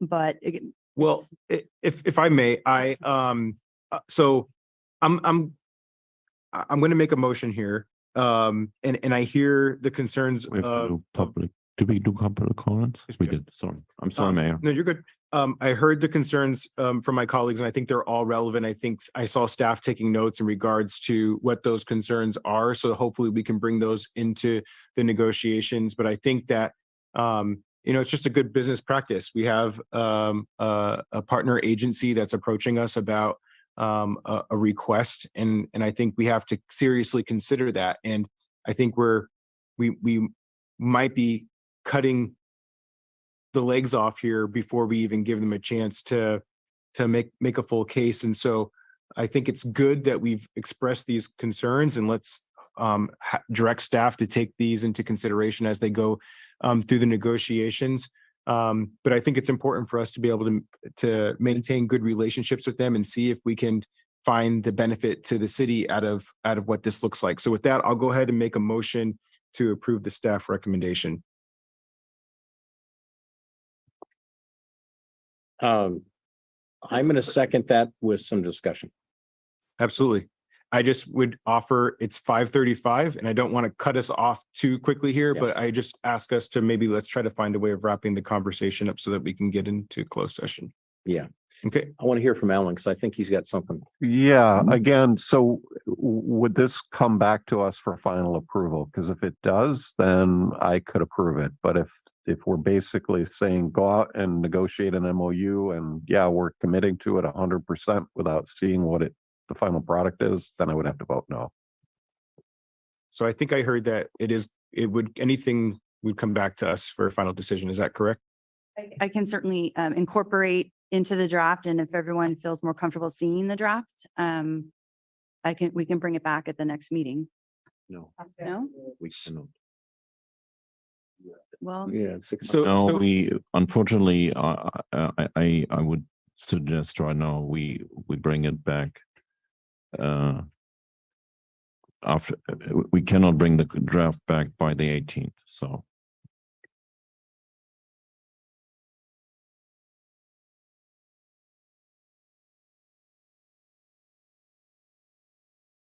So if I understand correctly, so signing the MOU, we're directing staff to move forward with the negotiations with the airport. Whatever staff between the two agencies decide is what moves forward, right. and then the detachment occurs. There will be more approval hearings between the city, the county, LAFCO, and the airport district, and tax sharing agreements, revenue sharing agreements, all of that would have to come before you for approval. So it won't be fully executed until it comes back to us for approval. Right. This is like a first step to say you support this concept in general, but there's some things that you need to work out, such as and I'll add to the draft MOU these specific concerns to And- make sure that it's clear that we're working on these with the airport. So just to give an example to maybe add some clarification, let's say through the negotiations, staff brings back to the council some revenue agreement that we're going to get 25,000 from the airport and the council disagrees. So that stops it. We're not moving forward with the detachment. I mean, we could choose to do that. That's right. And Okay. I should also specify that the term for these negotiations to be committed to is for 2 years. So we're agreeing, like, we're going to try for, hopefully it doesn't last that long, but I know this is something that the airport wanted to implement before the pandemic broke out, and that speaks for itself. Okay. So it's just now getting to this point. Okay, so let's take it back to Councilmember Smith. So just a question, are any parts of this as we look forward, because it's contract negotiations, it's cost, money, revenue, is some of this going to go into this closed session? Or are we going to be doing this all in open session? Well, we don't own the property. It's not our property. It's on a real property. Yeah, so I can't think of Okay, so how it it's just would a go little, into a closed session. so it's just a little different. It's different. Okay, yes. I'm okay with that. I just wanted to ask the legal Mhm. question. Are we going down the path of eventually, would there may be something that's a closed session? Not that I'm aware of. I don't think there's grounds for one at this time, but if Okay. there's threats of litigation or something comes up, who knows? Yeah, well, in the spirit of the motion, again, I'd say there isn't anything on the table that I can say no to yet because there's nothing on the table. So I think the best analogy is it's an exclusive. We're agreeing that we're going to meet and confer and figure out what are all the moving parts, and maybe there is an option there that does satisfy our concerns that's been expressed tonight. But I don't think we can get there until we actually have an agreement to meet. And I hope it doesn't take 2 years, maybe it's 6 months. But I think it's a relevant step that protects the city's interests for our city limits. They have an interest. They are good partners and they're ready to spend a whole lot of money improving the airport for the region. But I think this is the first step, but I'm not agreeing to anything because I don't know what they're going to be asking for in more specifics. Okay. So with the motion, I can agree that we reserve the right to make our decisions as we see that the deal should come together. Okay. Okay, so I just want to again clarify. So then council will have an opportunity to see the MOU at some point before, and at that time, we could change our mind if it's not consistent with some of what has been. Okay, good. Then I can support it. Thank you. Come back. So I'm getting mixed messages here. No, I know. Confusing. I think there's this, the action tonight is just to approve the agreement to agree. This And that MOU will be not, signed and not come back to you unless if you want to see the This- letters on the Well, the paper. agreement to agree to what? That we, in concept, the city in concept supports detaching these properties, that support is subject to our reaching an agreement on tax sharing, revenue sharing. Is Other this the only way that we can move forward? Because it seems very unusual. It doesn't seem like a normal negotiation. I'd be quite comfortable directing staff to enter into negotiations and to bring back an MOU, but I'm not comfortable saying, I definitely can't support this motion. It just feels like we're being asked to agree to something that we haven't actually seen. So is it true that with this memorandum that it only authorizes us to negotiate in good faith with the agreement that we think it should be detached? Yes. However, if at the end of the day, after the negotiations gets to the second year after the calendar agreement of the memorandum, we don't have a deal, we walk away with no deal. The memorandum does not bind us to it. It only binds us to negotiate. It binds us to negotiate in good faith. You're exactly right. Yes. In good faith.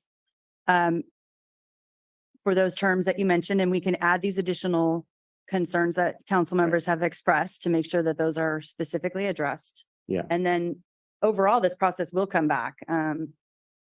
Just not this specific piece of paper. Yeah, so I would say I have good faith to talk to them and see if we can work it out. But there's a whole lot of negotiations that has to happen between now and the final agreement that we would see when it comes back. I think it's tough for us to sit here on this Monterey City Council dais and direct what we want in the MOU when it's literally just giving us space to have that conversation and allow the negotiations to go on. Otherwise, we're trying to negotiate the idea of negotiating. So I think we need to decide whether or not we want to even negotiate. And that's what the decision is before us tonight. We're not agreeing to move forward with anything other than negotiating in good faith. With respect, I don't think that's what we're agreeing to. I don't think it's that simplistic at all. Okay, I'm gonna give the space to Councilmember Barber and Councilmember Garcia for final comments, and then we'll take it to a vote. Well, I do feel that this is a lot more difficult than it needs to be. But at this point, since we are being asked to see, do we want to negotiate and to actually go into an MOU to say this? I think it's just a difficult way to do negotiations. I do MOUs all the time, and this it doesn't sit well with me. Okay, Councilmember Garcia. Yeah, I had some reservations coming in, just thinking about it, but if I've understood it correctly, and I'm not very familiar with MOUs, but if I've understood it correctly, we're creating that space to negotiate. So I would support it. All right, so let's go ahead and call for the vote. All those in favor? Aye. Aye. Any opposed? Opposed. Oppose. Okay, so motion passes. Thank you for the discussion and appreciate staff for navigating that. This is unusual. Clearly, it's been challenging for the council to discuss this. It's been challenging for staff here as well. So I appreciate the healthy dialogue and look forward to seeing how this conversation continues. With that, we'll move forward to public comments for items on the closed session. We have 3 items. The first is property negotiation for Trader Joe's. The second is Monterey Executive Management Employees Association, also known as MMEA negotiations. And then item 3 is Assistant City Manager negotiations. So I'll open up for public comment for items on the closed session. Anybody in the chamber wish to speak on any of these items? All right, let's take it online, please. I see no hands raised, Mr. Mayor. All right, with that, we will go ahead and recess and we'll reconvene at 7 o'clock. Thank you, everybody.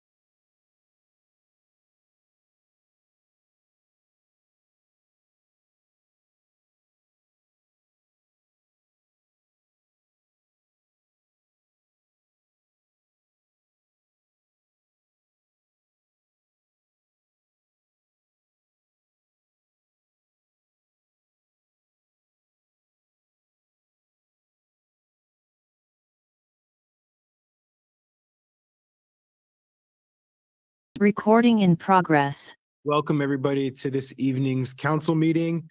We're going to go ahead and start with the Pledge of Allegiance, and I will ask Councilmember Hoffa to kick us off. Sam? Ready, begin. I pledge allegiance to the flag of the United States of America and to the republic for which it stands, one nation, under God, indivisible, with liberty and justice for all. Thanks, Alan. All right, and we're going to go next to continued public comment. So these are for items that are not on this evening's agenda. So if anybody wants to come up to the mic and speak for their 3 minutes, please feel free to do so.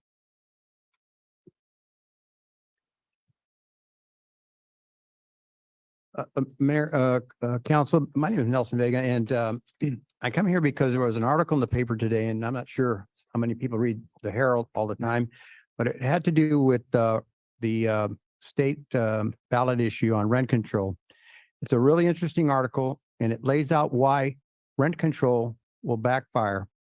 And I bring this up because 3 of the council people here, the mayor and 2 of the council people, are relatively new in this area. And I, who has lived here for most of my life and in Monterey over 40-something years, don't want the city of Monterey to come like Santa Cruz or San Francisco, where you can't walk down the streets. We have a beautiful, beautiful city. And if we're not careful and we start bringing policies that have not worked in San Francisco, in Los Angeles, and other cities that have really backfired on them, I'm bringing this up because it really lays out that the road to hell is paved with good intentions. And the good intentions here is to help people lower their rents. And my theory is you should be pushing up their salaries to be considerate to what the marketplace dictates. That's my feeling, because then it is paid by everybody and not on the back of the landlords. And when the landlords, as that article will lay out to you, have to start controlling their costs, pretty soon the whole buildings go to hell in a handbasket because no one wants to maintain them. No one paints them. No one takes care of the interiors. They don't do the carpets. They don't. And pretty soon we have really terrible looking apartments. And so I come to you in a spirit of trying to make sure that our city stays one of the most beautiful cities in the state of California along the coast, and consume it to other coastal cities, one of the most affordable, really, compared to Newport or some of the other big cities.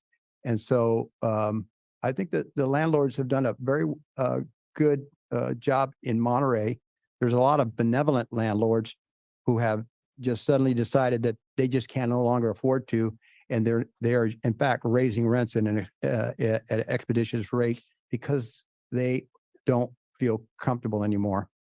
And the message comes from the council. So take that into consideration. I appreciate your time, and be thorough with it, please. Thank you. Anybody else wish to speak to items that are not this evening's agenda? Take it online, please.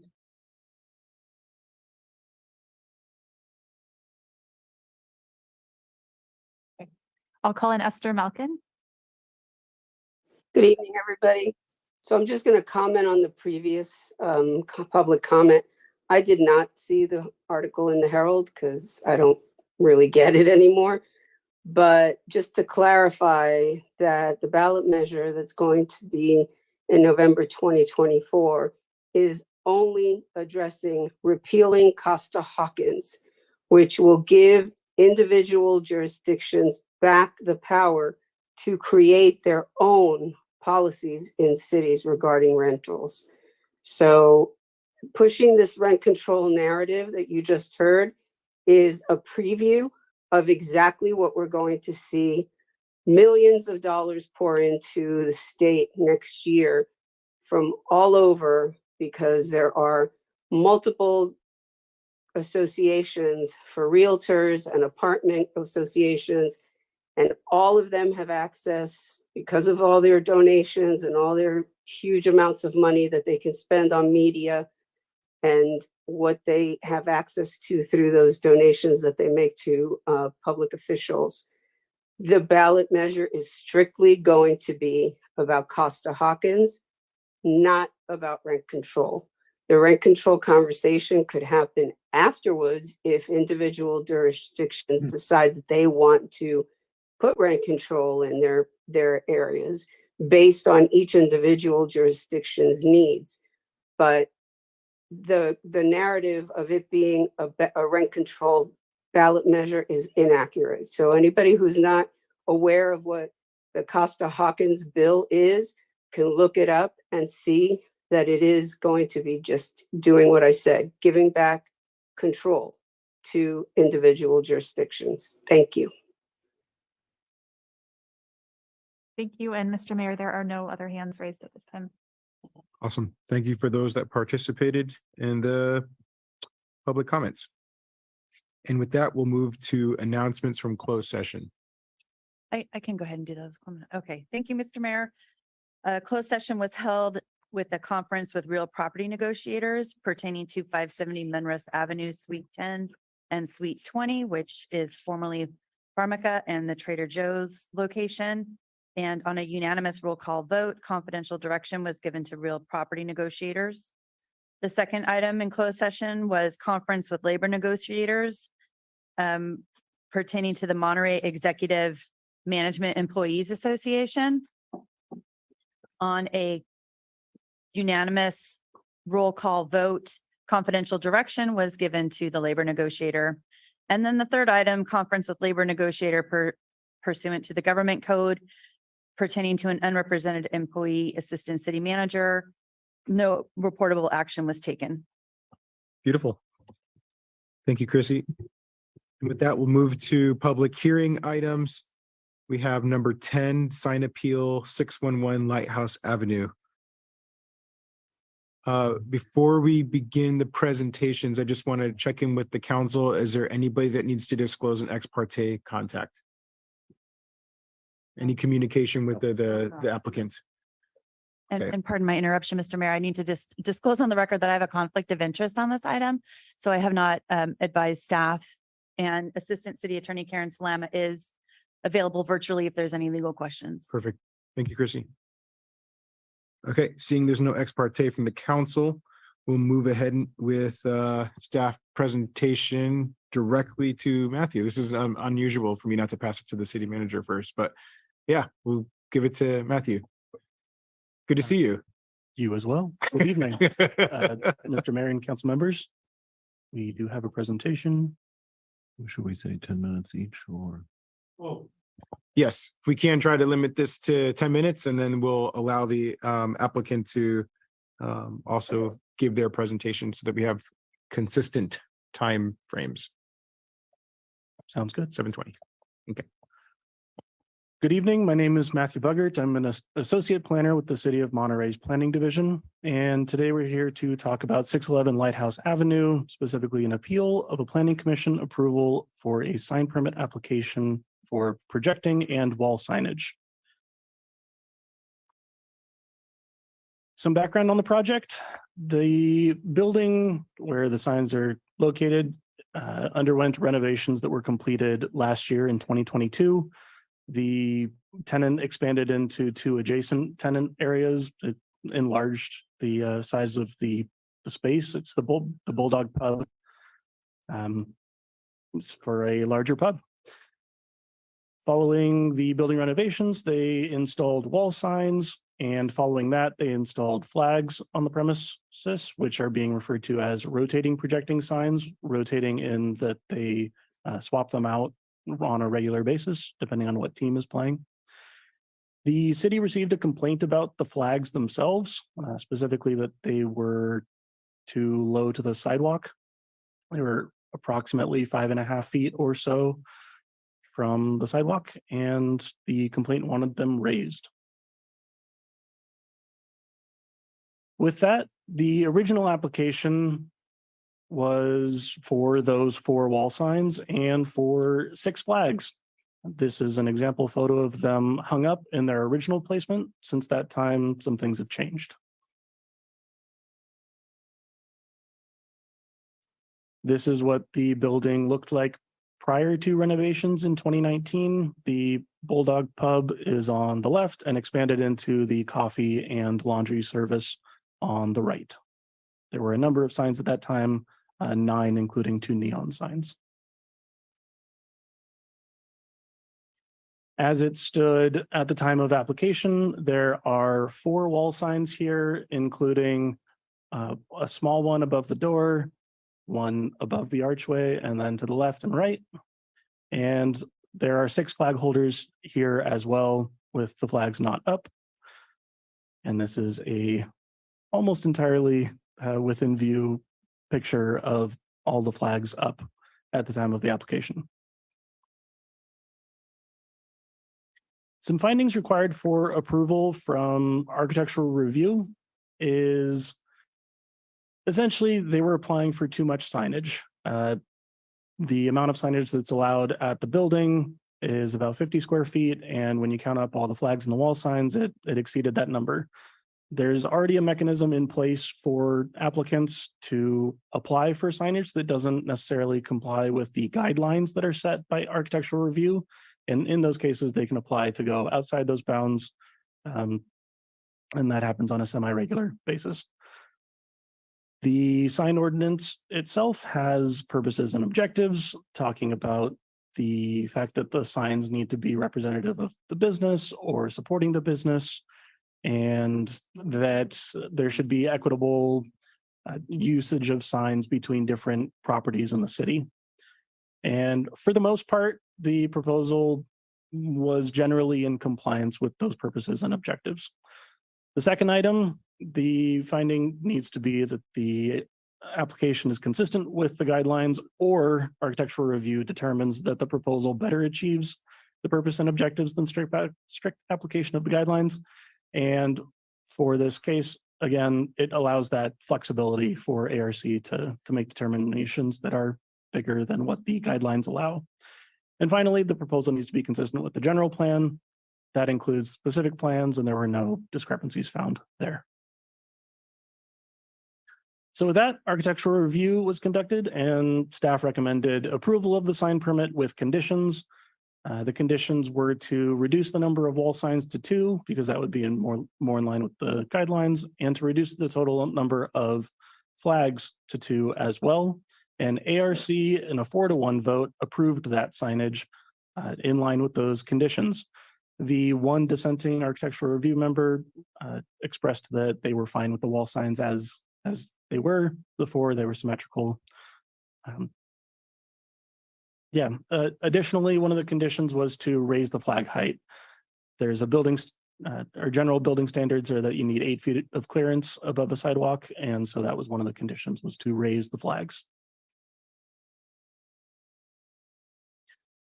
The applicant appealed the decision, wanting to go for additional signage. And again, there's a mechanism in place to do so. Staff remained consistent with architectural review and recommended denial of that appeal, similar to what's before you today. And there was additional information that was presented to the Planning Commission, including 7 additional letters of support and applicant testimony regarding the application.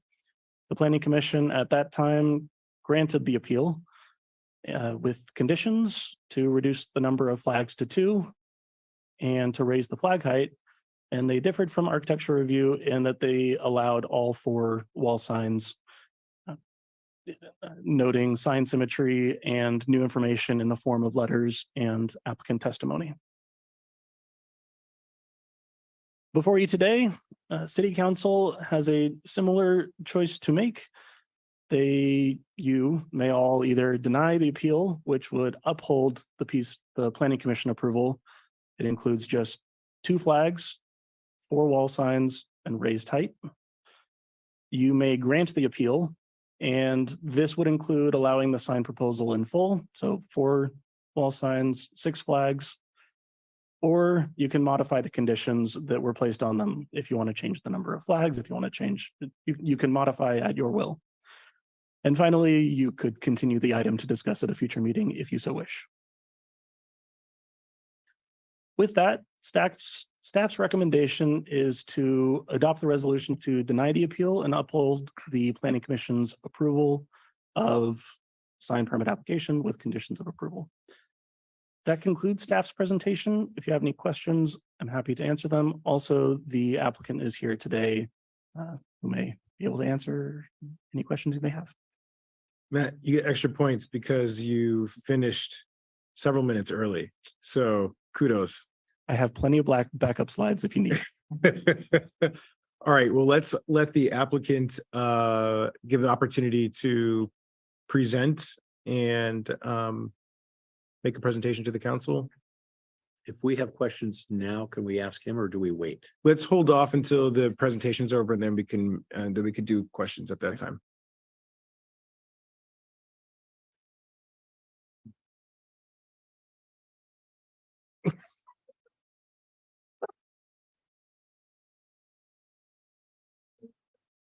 Okay. It's a procedural thing. Thank you for joining us today. Hi, my name's Christine and I'm the owner of the Bulldog Sports Pub, along with Ash, my partner. And I just want to say it's important for us to have the flags. And when we're bringing some new today to say, could we just have them on a Saturday and Sunday during football season, during the day? And we would put them out in the morning and take them out early evening. And the reason being is we have a lot of military in town and a lot of tourists who visit. And when they see their team's flag, then they feel welcome and safe to come into the pub. And we get nothing but compliments on them all the time. And then I think Ash would like to say something as well. Thank you. Hi, my name is Ash Shukri, and I'm also a co-owner of the Bulldog Sports Pub. Matthew, if you can flip back to the original sports pub of what it used to look like, I think that we're all in agreement that the new remodel turned out really well. It kind of shows off the new signage. If you look at, I'm still trying to wrap my hands around when we first met, why we had to reduce from 4 to 2. Because when you look at the old building, you have wash and dry, coffee, you've got maybe 4 or 5 different signs. Now, if you can flip back to what the building looks like now, I think you're all in agreement that it's got a nice clean look to it. The signage isn't overbearing. We were allowed to leave the 4 signs, but like Christine mentioned, the flags are important for what we're trying to achieve. We're a sports bar. Granted, I guess in your policy, they have to be 8 feet above ground, and you asked us to raise it to 11 feet. Where did you come up with 11 feet? That's one question that I have. And if we're dealing with a level playing field, if you go down to Cannery Row, there's another sports bar called the Salty Dog. They have 10 flags displaying in front of their building. And I'm not exactly sure how many feet high they are. But I would recommend maybe going by and taking a look at what their operation looks like, because we're running a similar type of business. We're not trying to compete. We're trying to bring in more gross dollars so the city can tax and, of course, bring in more money for your community. How many flags do you see up there? I'm going to say probably more than 6. Yeah. So we're trying to create a level playing field here from the Monterey Peninsula for all the businesses to work together, compete, raise more tax dollars, so we can obviously run a very good business and capitalize on our investment. This allows us to play on a level playing field with the other businesses here in the community. So we ask that we can go back to Six Flags and try to, promote what we're trying to do here in the community, and that's bring in more people. And what the reviews and the feedback that we're getting from our community and the people that come in have been all positive. They like driving down the road. They like to see their alma mater hanging in the window. They like to see what the next upcoming game is. I agree with Christine. If we can't have them 7 days a week, it would be nice to have them at least on weekends, because that attracts the crowds. And can't think of anything else to add to it, but I just think that we have a really nice product. It's taken us 3 years to remodel. And I think this only betters what we're trying to achieve. Thank you. Okay, we'll open it up thank you for the presentation. We'll open it up to the council for questions. Who wants to start us off? Councilmember Hoffa? I'll just have one question, which was, could staff address the 8 feet versus 11 feet that was raised by the applicant? The original intent for that number was because it was for where the holder would be, and the flag hangs down from the holder. It was a estimate of feet. It was intended to provide 8 feet of clearance, and it didn't end up being quite that way. By the way, the condition there was adjusted to just have the bottom of the flag be 8 feet for sure, and where the placement is up to the applicant.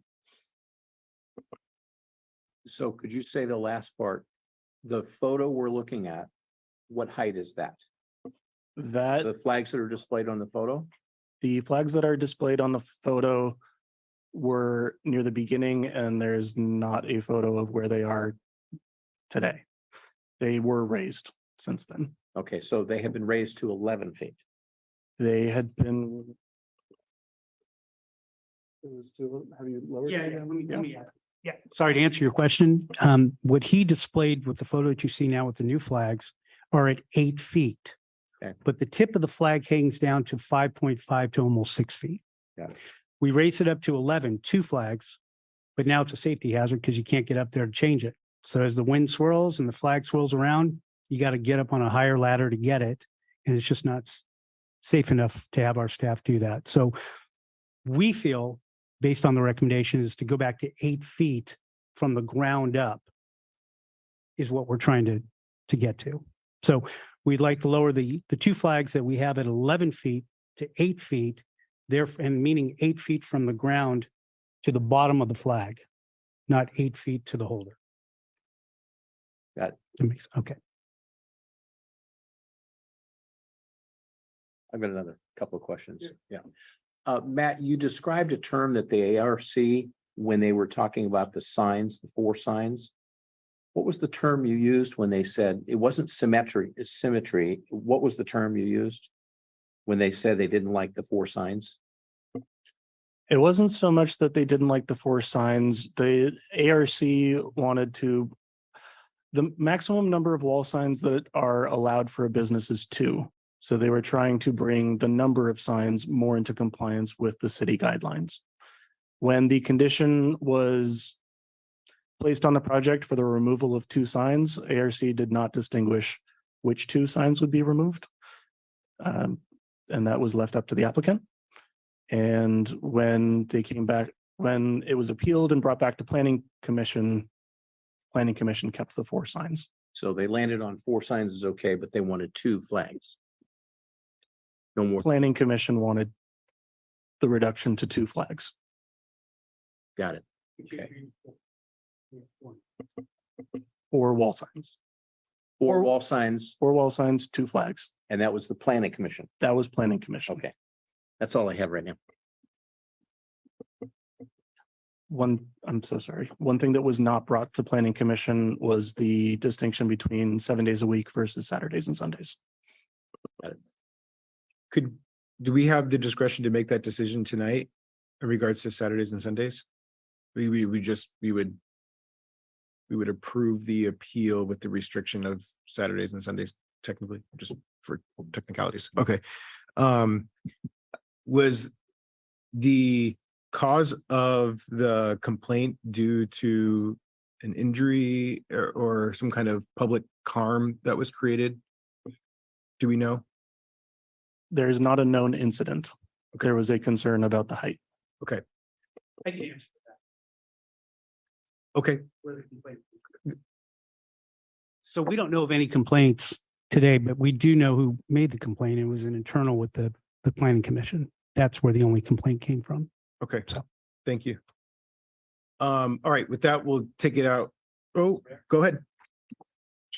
Follow my So for the applicant, could you speak again to it's why you feel like you would like to have 6 flags? Are there like 6 teams that always, is it 6 different teams at any given time that might play as opposed to 4 teams? Or why is it 6 rather than 4 rather than 2? Sure, that's a great question. Thanks. College football is real big for us here. As a sports bar owner, you have 145 Division I college football teams.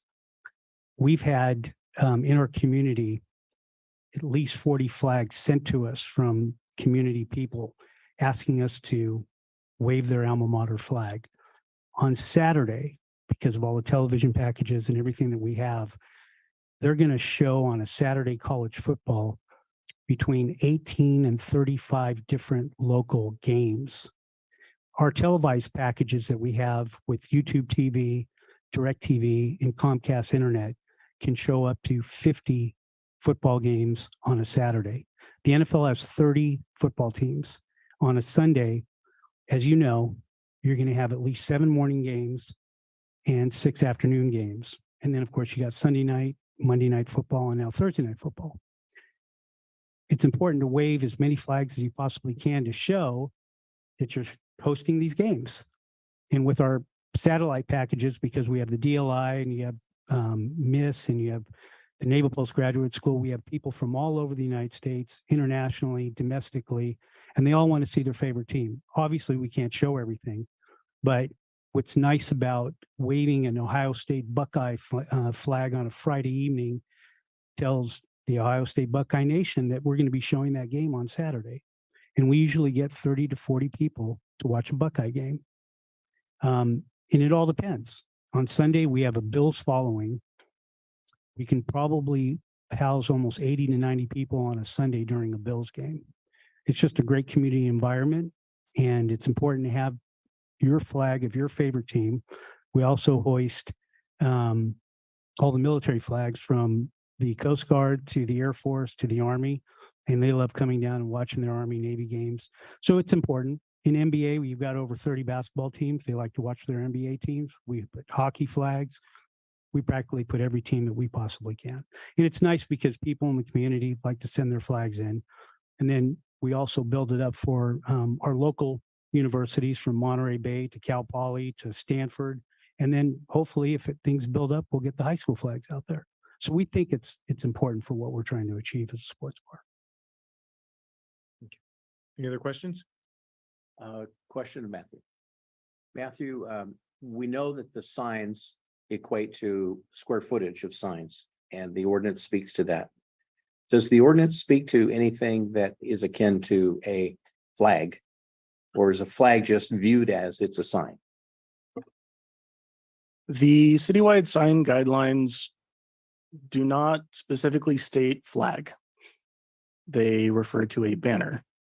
And the best fit for the flag in the position that it is being proposed in was a projecting sign.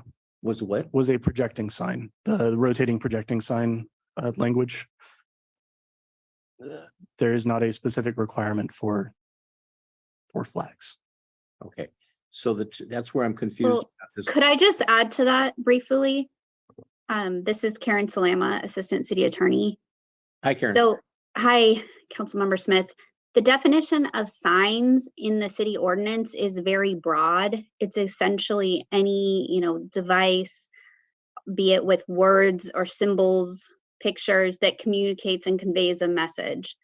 And so we have interpreted that consistently to include things like flags. And so that's why we're coming with flags as signs. Okay. So there's no equation of square footage to the flag. It's just a flag is considered a sign. There is a square. The flag was considered a projecting sign. Okay. And a projecting sign does have a maximum square footage. A maximum square footage for a projecting sign is 6 square feet, which would be a 2x3 sign. The average flag, or at least the average flag that's being flown there, is a 3x5 flag. So 15 square feet times 6 started to become started to exceed the allowed square footage for the site by a ways. Okay, so the signs or the photo that we looked at with the flags up there, you're saying the average size of those flags was what? Approximately 3 by 5, so 15 square feet. It should be noted that the actual square footage exceedance was not so much of an issue as much as it was the number of signs, at least as it went through the different reviews. Okay, so that's what I'm trying to get to is that if we said too much signage, what's the legal limit of, and what is the amount that's been exceeded? So that's what I'm trying to estimate. So there must be a number that planning would be trying to enforce and a number that we landed on of square footage. Are you asking what the planning commission landed on? Well, what's the ordinance land on and what's the opinion of the planning commission? Okay. The ordinance guidelines allow for 1 square foot per linear frontage, which is 50 square feet. It's a 50-foot frontage. Okay. The original proposed amount of square footage, if you're adding up the 6 3 by 5 flags, just them was 90 square feet. The wall signs themselves were 72 square feet for a total of 162 square feet. Following planning commission review, we need to lop off 60 square feet from that. So they landed on 102 square feet. Okay. And 102 square feet would be the 4 signs and how many flags? 2 flags. Okay, thank you. The math was great. Awesome. It's the only question. And Councilmember Smith, if I could clarify one thing further, the side guidelines are not part of the ordinance. So the guidelines set out kind of an overarching framework, but the council has the ability to deviate from that if they think in the particular case, the circumstances of the building, deviation would achieve the overall purpose of the guidelines. Thank you, Karen. Mm-hmm.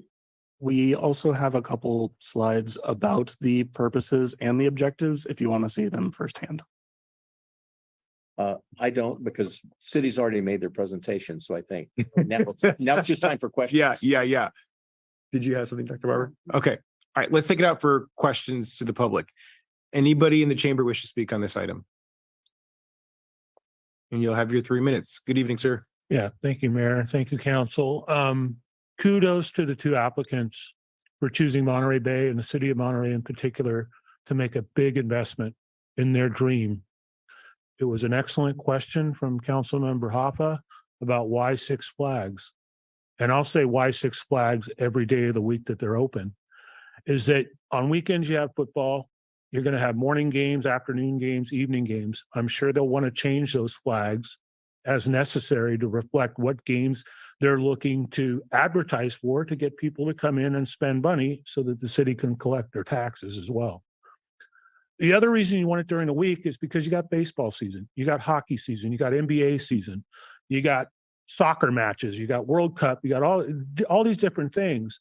So I think giving the applicant flexibility to do as much advertising at different times of the day, even when games are shifting, games are over, you go to the afternoon or evening sessions, giving them the flexibility to help maximize their investment and produce a lot of revenue, which will hopefully also land in the city's coffers, is a good thing. It's a good thing for everybody. And having a nice place to go watch a game, and it's easy. It's much better than having some sort of lit sign saying, oh, we're televising these games tonight. You have a nice flag. I think you do need to have it high enough so that taller folks are not running into it. It can be a safety hazard and all that, but it sounds like that's been addressed. The key word, and I've heard it mentioned a few times now, is guideline. It's not a strict and fast rule. It's a guideline. And I think from the pictures, anyone looking at it objectively can see they took something that didn't look all that great, to be honest. It had a lot of signs on it too. and they've turned it into something very, very nice. So I think and I'm old enough to remember here, I know I only have a minute left. I remember when Rick Annell came to this very building in front of the planning commission here, and they rejected him straight out on a multi-million-dollar investment in that train depot that was doing nothing but collecting dust.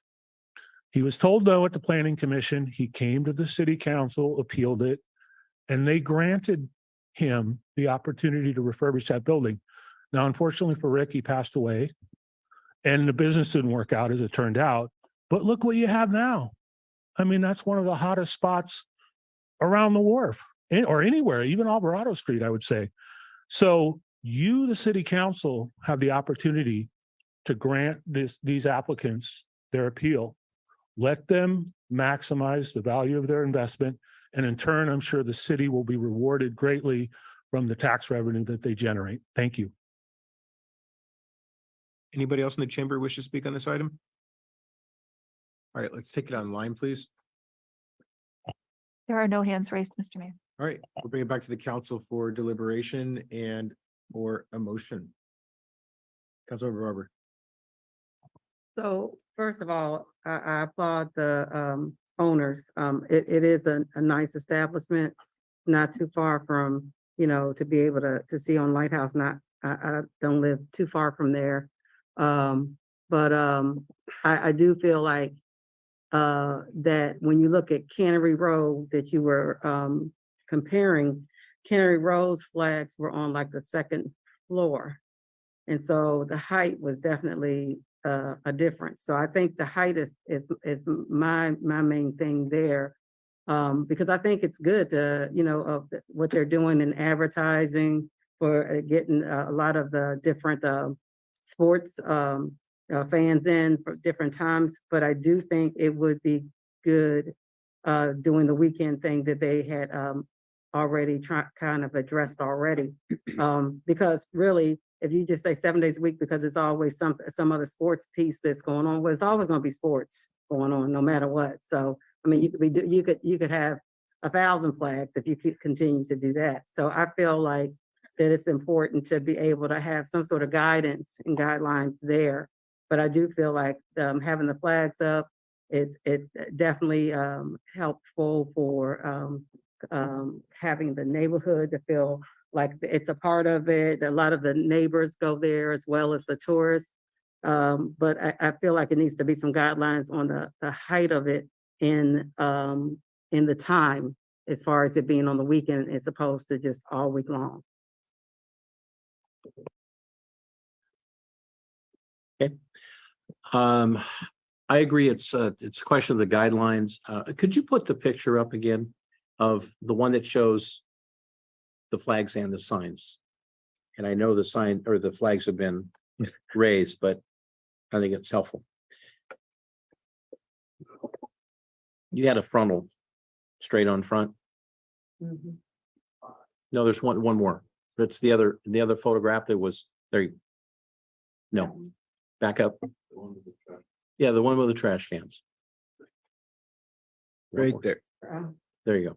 Okay, so that's without the flags. And to me, it just screams for, hey, the way it is there with no flags is not going to do as well in its revenue. Now go to the one with the flags.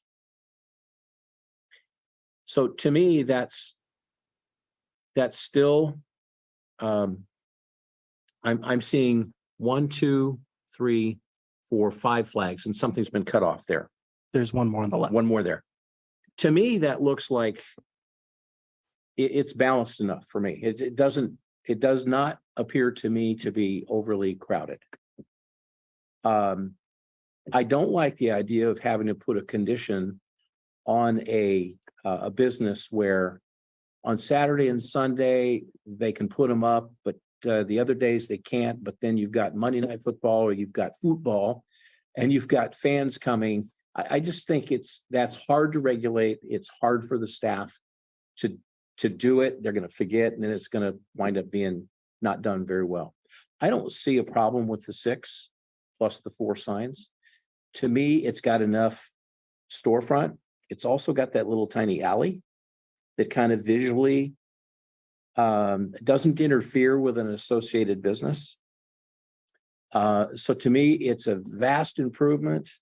And within the guidelines that Karen, our assistant city manager, or city attorney, has outlined, I disagree that we should be counting all of the fabric the way we are. I think this just sort of says in balance as a guideline. It looks good. It's going to be a successful business. The flags have been raised up where they're not interfering. So I agree. I think 6 flags would be the right way to go.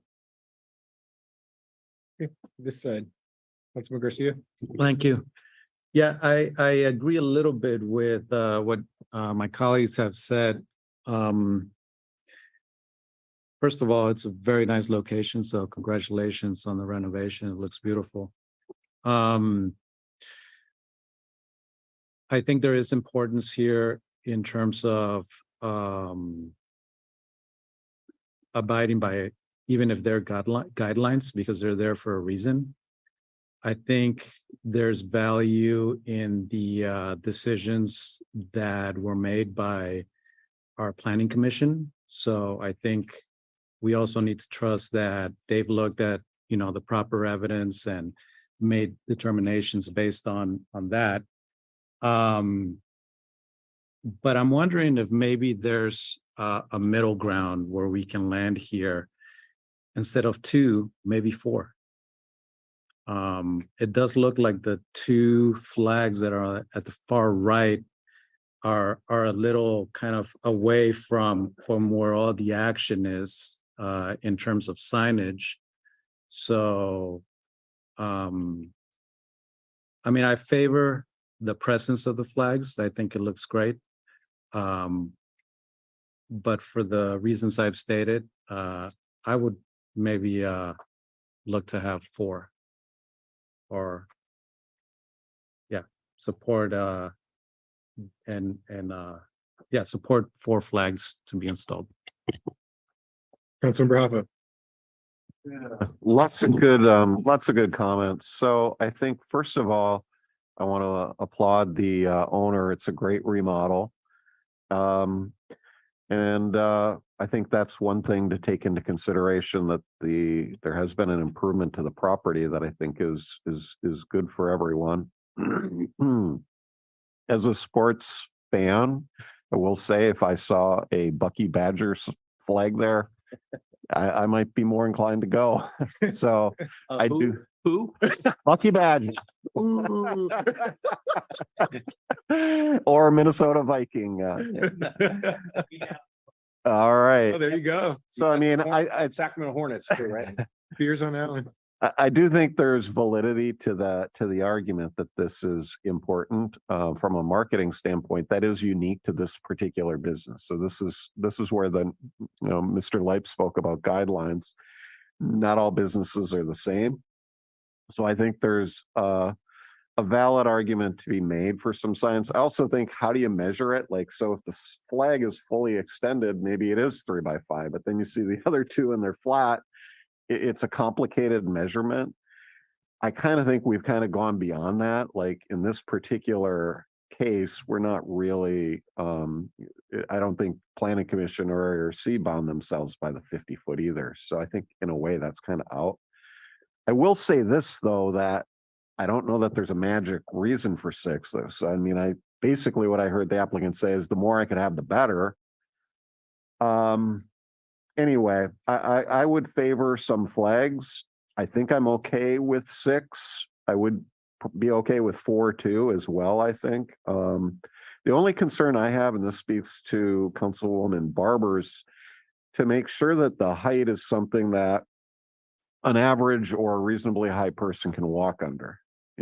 So I would say that means there has to be about a 7-foot clearance from the ground to the bottom of the flag. I'm still a little bit unclear about where it's at now or where they would like it at.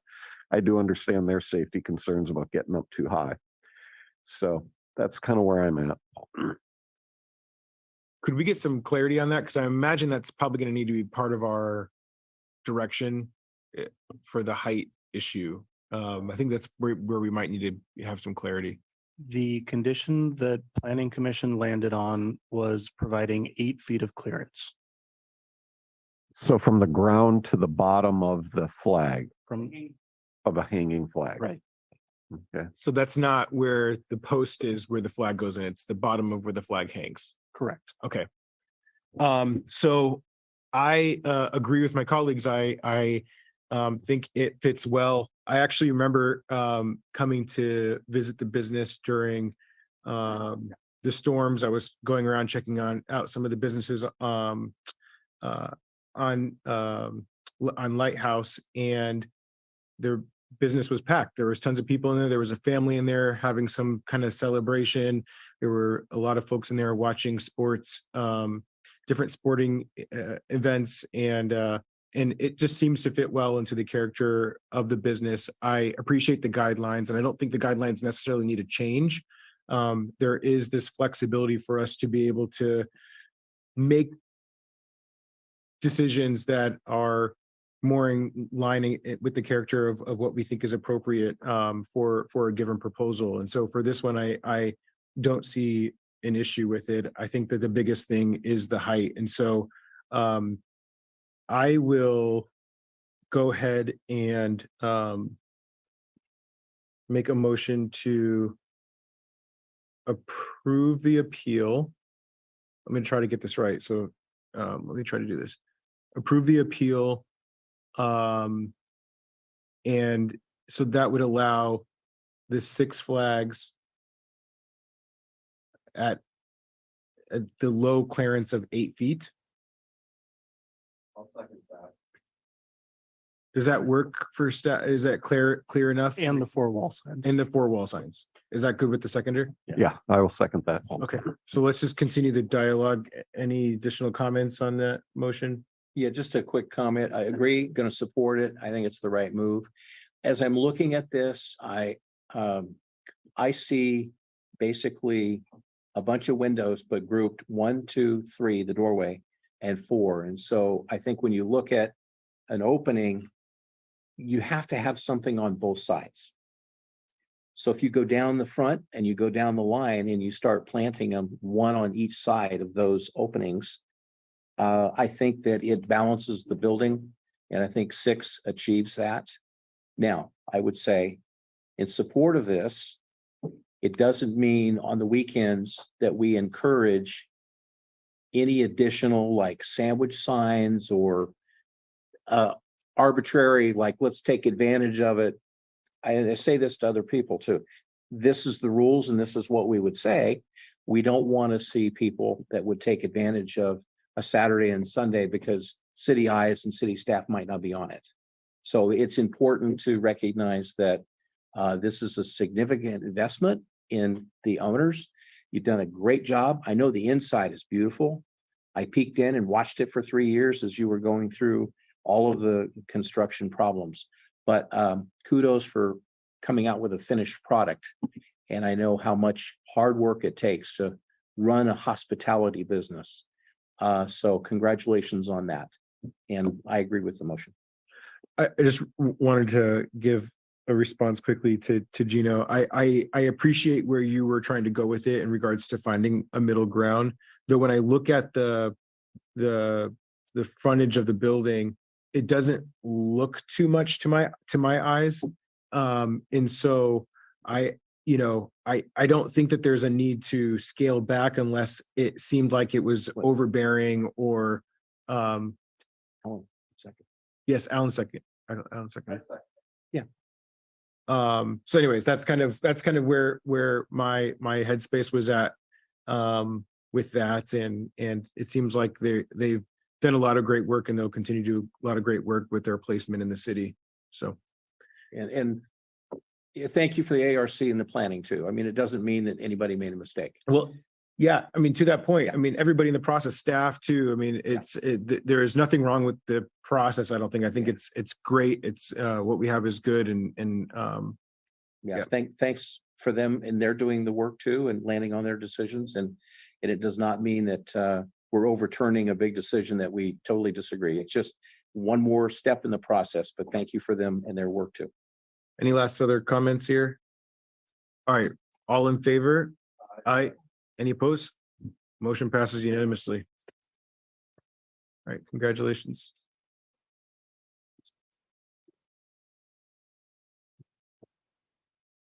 All right, we're going to move on to public appearance item.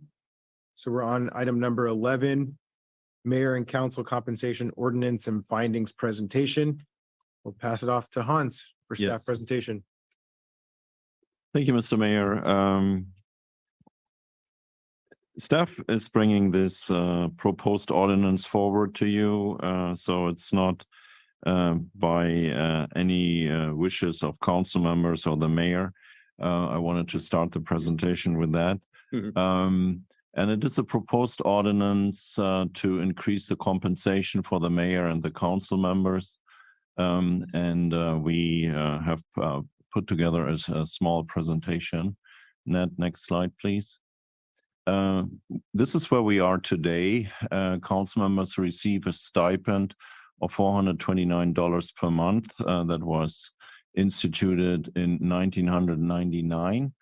And the mayor's position was recognized with a different stipend the last time in 2002 at $675 per month. Next slide, please. We are here today because the governor signed into effect SB 329. That's a Senate bill sponsored by Senator Bill Dodd. And he states the obvious, which I feel is important to highlight tonight. None of you, the council members, are running for the council because you're wanting to make money. You are there because you're following your heart, your passion, and you're following what you think is right for the community and what you want to do. But it requires a lot of initiative by you, and it requires you to balance your careers, to balance your home life and your other obligations with the calling to serve the community.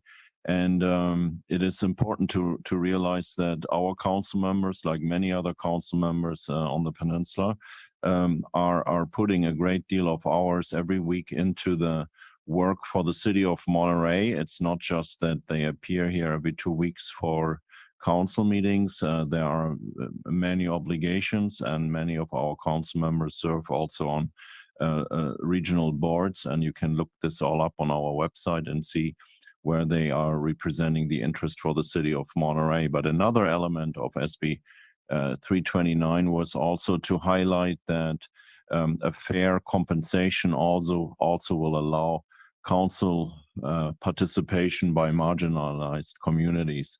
And we should be reflective of that. It should not be just folks that can, quote unquote, afford to be a council member, but it should be also a compensation that motivates other community members to run for council and see some sort of fair return on the extra hours that they bring into that position away from home, and also balancing work needs. And those of you who are balancing work needs probably understand best what I'm talking about, because you have to ask your employer, can I please go to this event, or I make up the hours on Saturday, Sunday, or something like that. So that, of course, applies for anyone in jobs, but also especially for those in marginalized communities and their way of employment. Next slide.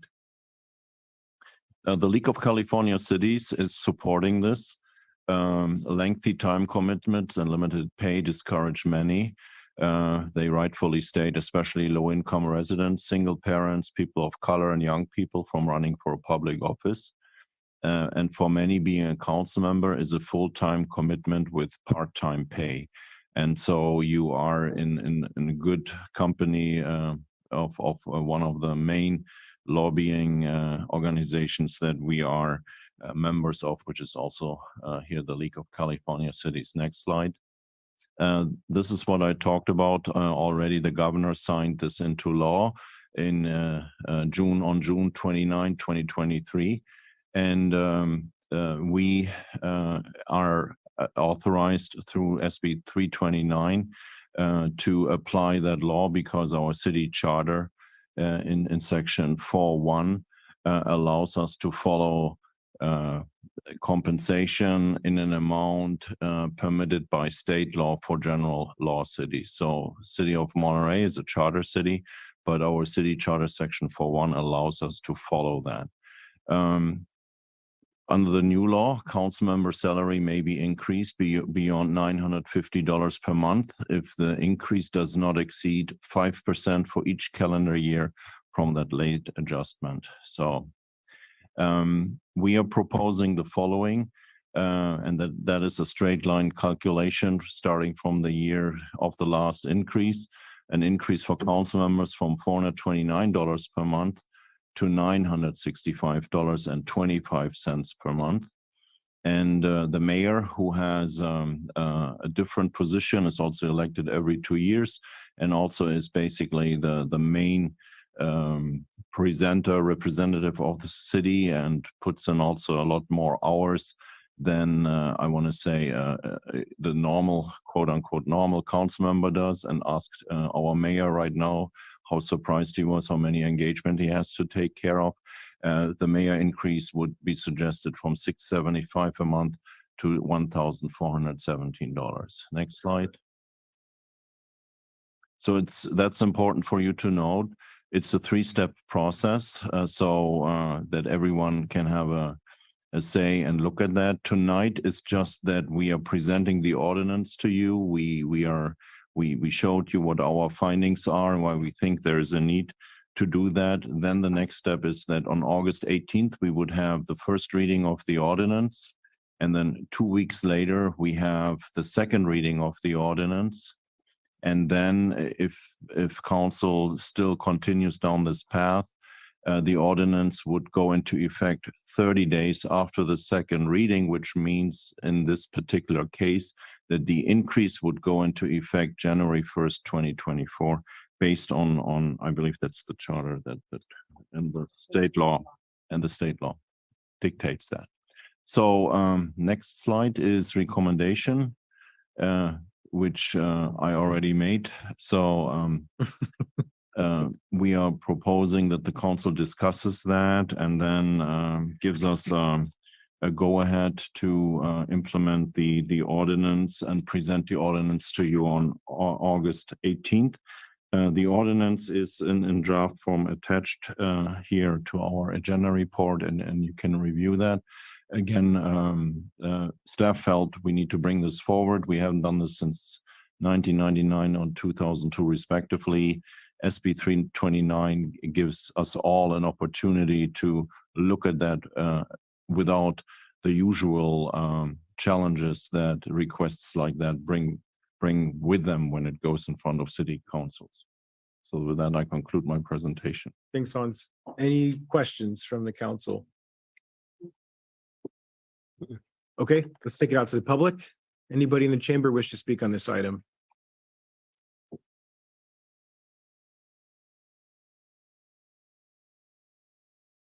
Kevin. Hello, Kevin Dayton, resident of Monterey, speaking as a private citizen. I wanted to speak because I know whenever there's a proposal to increase elected officials' pay, there's always some people who whine and cry about it. I think it's particularly a shame. There's a city here in Monterey County that has more than 5 times their population. The mayor makes $500 a month for it, and it's crazy. But you can't do anything about it because the people rise up and say, we don't want to compensate them more for this. So I'm up here telling, as somebody who's a professional in government affairs and knows about your work, I think this is fine. You're probably losing money if you're doing your job each month. And that's what I point out to people. And I say, you know what, if you're reading these packets and doing your research and going and meeting with community groups and doing stuff every evening, this is a very time consuming job and you're definitely not making any money from it. So I will defend you for anybody who comes up in the future and says, what, those people show up every 2 weeks and get this money? It's not true at all. I also, the charter ties you in with state law. You're a charter city.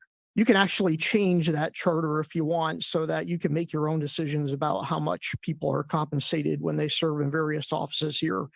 I know when this comes up in other places, there's a big controversy. You always have a group showing up saying, we don't want to change this. We don't want these elected officials to make money.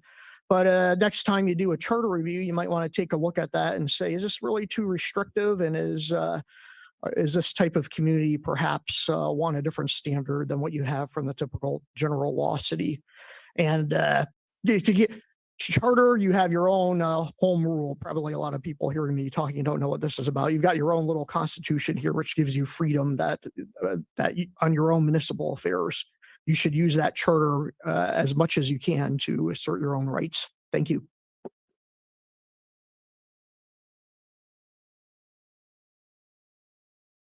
Yeah, thank you, Council. Bill Lai, President of Monterey County.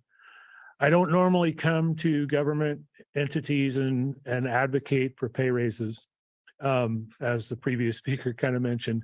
However, in this case, I mean, I just did a quick calculation on 40 hours at the 965.25 and 25 cents. That's $24 an hour. And I would suspect maybe you're spending more than 40 hours. The mayor, perhaps a lot more than that. So I don't think this is terribly out of whack. I would also agree that you being a charter city, that you should be able to determine exactly what you want to do. I think this is a good start. And I think for the naysayers out there to say, go take a look at tonight's packet. And I mean, not just the agenda, but every single staff report and every bit of data that needs to, you know, again, if you're doing your job, which I trust all of you are, I know you're all look like hardworking folks, you should be at least somewhat compensated for that. And I would appreciate it more having a little more, what should I say, a little more, well, compensation, I guess is what it is for what you do, and still be able to have an outside job, but one that isn't, say, like some elected representatives in this county that are working for business councils or perhaps for the Chamber of Commerce or something along those lines, where then you start to get into real sort of murky waters about, well, you know, what kind of conflicts do we need to weigh and that sort of thing. So if it keeps folks away from doing those kind of endeavors, you can have your livelihood in what you want to do, say be a college professor, teaching young folks or old folks, as may be the case, the language of English, or just be able to have a livelihood, but still be able to get some compensation for the amount of time that you spend here at City Council and the amount of time you spend on subcommittees and reading packets. So I would support what the city manager has presented. And I would also support what Mr. Dayton said about maybe you might want to do a little bit more, but that's up to you. Thank you. Anybody else in the chamber wish to speak on this item? All right, we'll take it online. All right, first let's hear from Esther Malkin. Good evening, everybody. I wanted to say how pleased I am to finally see this on the agenda, because some of you on City Council from a couple of years ago may recall that this was brought up and was fiercely opposed by the current council at that time. And when I approached Hans about finding out the last time that stipends had been raised, his answer to me was, well, I've been here 25 years and I can't remember it ever being raised. And that was a couple of years ago. So I think it's obviously about time. But I want to address the main reason I brought it up. And coincidentally, I brought it up a couple of weeks ago. And in between then and now, the bill was signed, and it's going to give you obviously more reason to do it. But the reason I brought it up is because of what was mentioned in the Dodd comments, which is when you have a city made up of so many renters, which tend to be lower income, and we have so many jobs that are low wage jobs, many of which do not offer health benefits or much by the way of the other than the low wage that they're paying. We don't have accurate representation. We also have an aging population. We have a lot of seniors that only have Social Security income, and they're spending their whole Social Security checks and more on rent. So they would have the time, and should they have the interest to participate and go through the process of putting together a campaign and doing the legwork, this could incentivize a number of people that could run for office that wouldn't in the past.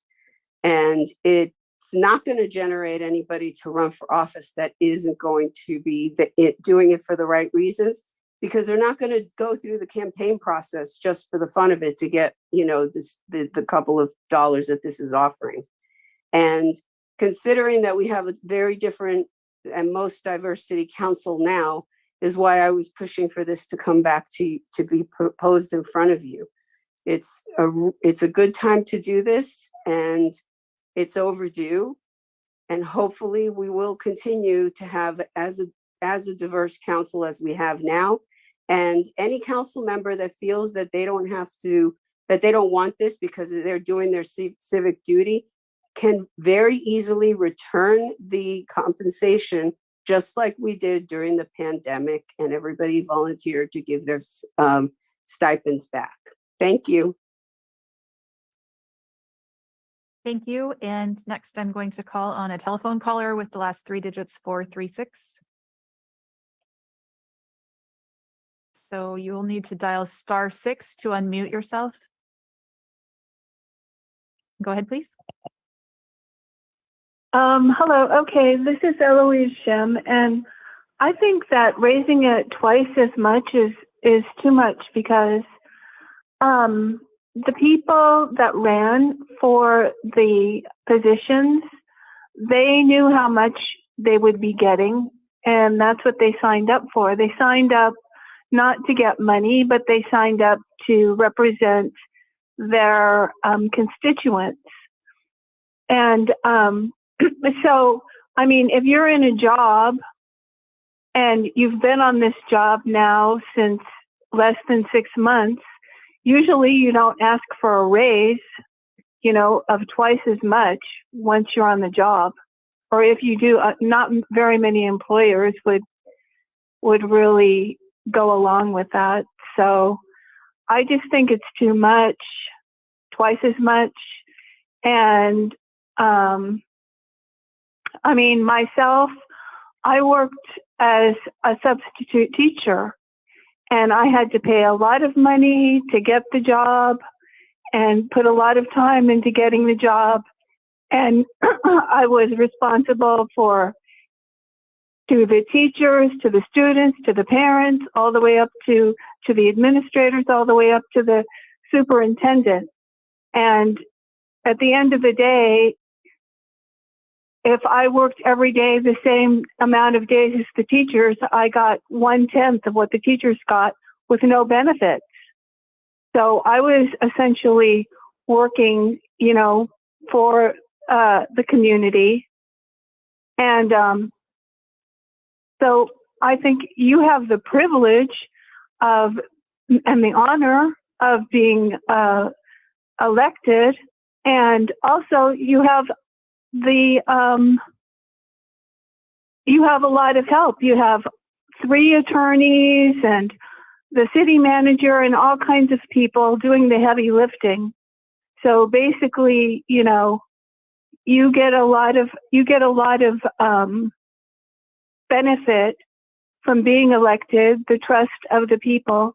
And I just don't think that with the tough times and making budgets that they should be getting twice as much as they're getting. Thank you. Thank you. And let's see. We have Lori Mazuka. Go ahead, please. Hello, good evening. Okay, I'm glad for that last caller. So if I was in the room, everybody probably want to throw tomatoes at me, but I just want to say, first of all, good evening. And number one, I don't begrudge anybody a raise. I'm a government employee myself. I'm squeezed for much more and I'm always getting less. So I know what's in your packets because I review them every week, whether I speak or not. I will say that I've been trying to be a little bit more involved when time allows, because this is, fairly a number of new members on the council. And I would just generally like to say, I don't know that I feel like I'm being heard as much. So I would like that going forward to really take to heart what people are commenting on, because I will say some of your decisions I'm great with. I think you're right in line, and others, I just wondering what it is you're not listening to when you're moving things forward.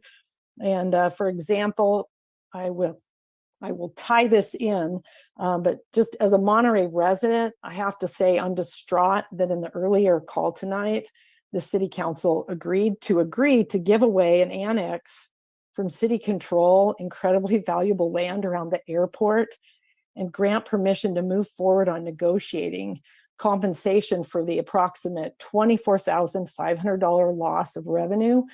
And where I'm going with this, I don't think I saw in the city manager's presentation how much this goes to the budget annually, but I believe it was a $35,000 figure if you all get the raises that are proposed.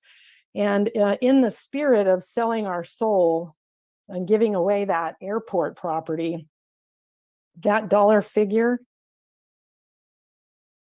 of 24,500, I just suggest that it might be prudent for this council at least to consider and possibly oppose, or maybe there's a middle ground for a raise rather than going for the maximum, that your proposed pay increase of $35,000 annual cost to the city taxpayers is $10,000 more than that $24,500 amount that this council was concerned about in moving forward, giving away that airport property. So hopefully that ties in and makes some sense. But thank you for your time and listening, and good luck on moving forward with this decision. All right, and Mr. Mayor, there are no further comments. Okay, bring it back to the council for discussion and deliberation. Councilmember Barber.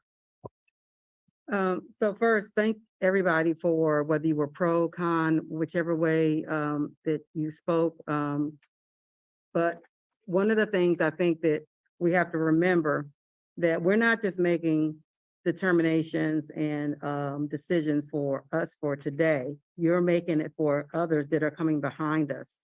So you're not making it for me or my colleagues, but you're making it for the position. And I think it's important to understand that when you have almost a quarter of a century goes past and you haven't had an increase, I don't think anybody would be able to say that that would be equitable.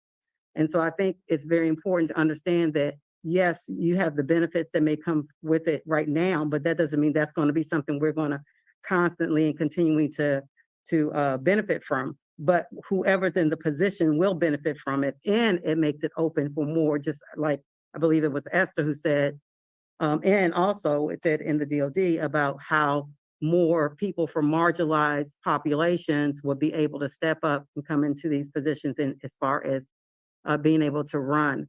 So I think it's more than just looking at an increase or not an increase, but it's looking at first what's equitable, then also what are we voting on? We're voting on not only just what we would look at and get, but what the position would get going forward as well.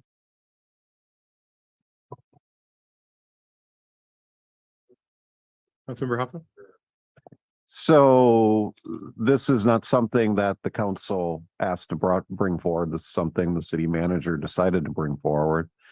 I will say this, that we moved to districts in the past year, and we had 2 districts up for election, and we only had 1 person in each district run. Now we ended up with great council members.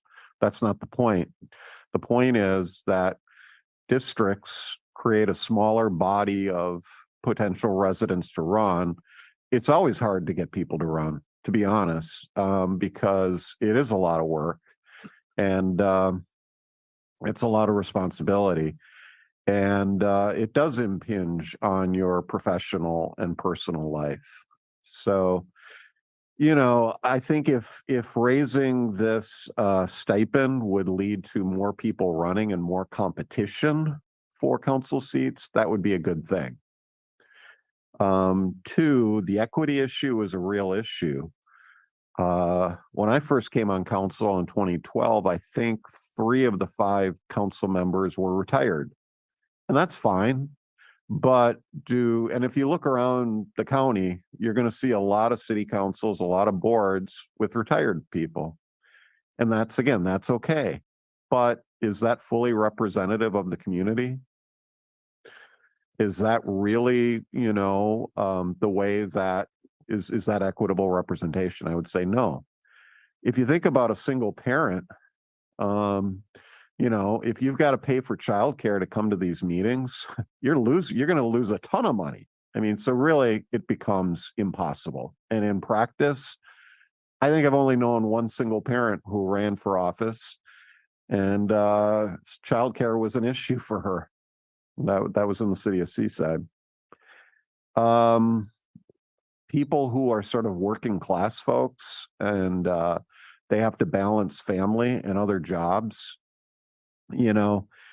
I think that there are valid equity reasons. I think that there are valid competitive reasons.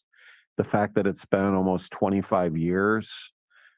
Currently, it's around $400, $429. So if you're working, and I think it's a fair estimate to say you put in 20 hours a week at this position, you could put in more. And I'm sure the mayor does, because they get invited to lots of other events that they have to represent the city at. Let's just say 20 hours a week. You're talking about $5 an hour. I mean, that's a third of minimum wage. So with this increase, it would come to about $12 an hour, which is still below minimum wage, to be honest. So nobody's doing this to get rich, but I think this is a reasonable proposal. Councilmember Garcia. So I look at this more as an effort to increase DEI, diversity, equity, inclusion. Because I think it's we're in agreement that for council members, $400 doesn't go very far. $900 doesn't go very far, but I think for a lot of us, $900 is definitely helpful, especially in a city like Monterey, in a state like California. I do a lot of community work in my professional life through participatory budgeting processes, which basically ask community to provide a certain expertise on civic projects. And our practice is to compensate those folks. Why? Because that's the right thing to do. We're compensating their expertise, their knowledge that they bring to the table, so that jurisdictions can make better decisions. And we're not doing something much different here. I mean, we all have a variety of backgrounds that we use to hopefully, best represent our constituents as best as possible, and then make decisions that we feel in support of the public will hopefully, make their lives a little bit better. So I think the pay is not tied to any of us here, but tied to the positions. And it's a symbolic, tangible acknowledgement of the value that we each bring to the dais.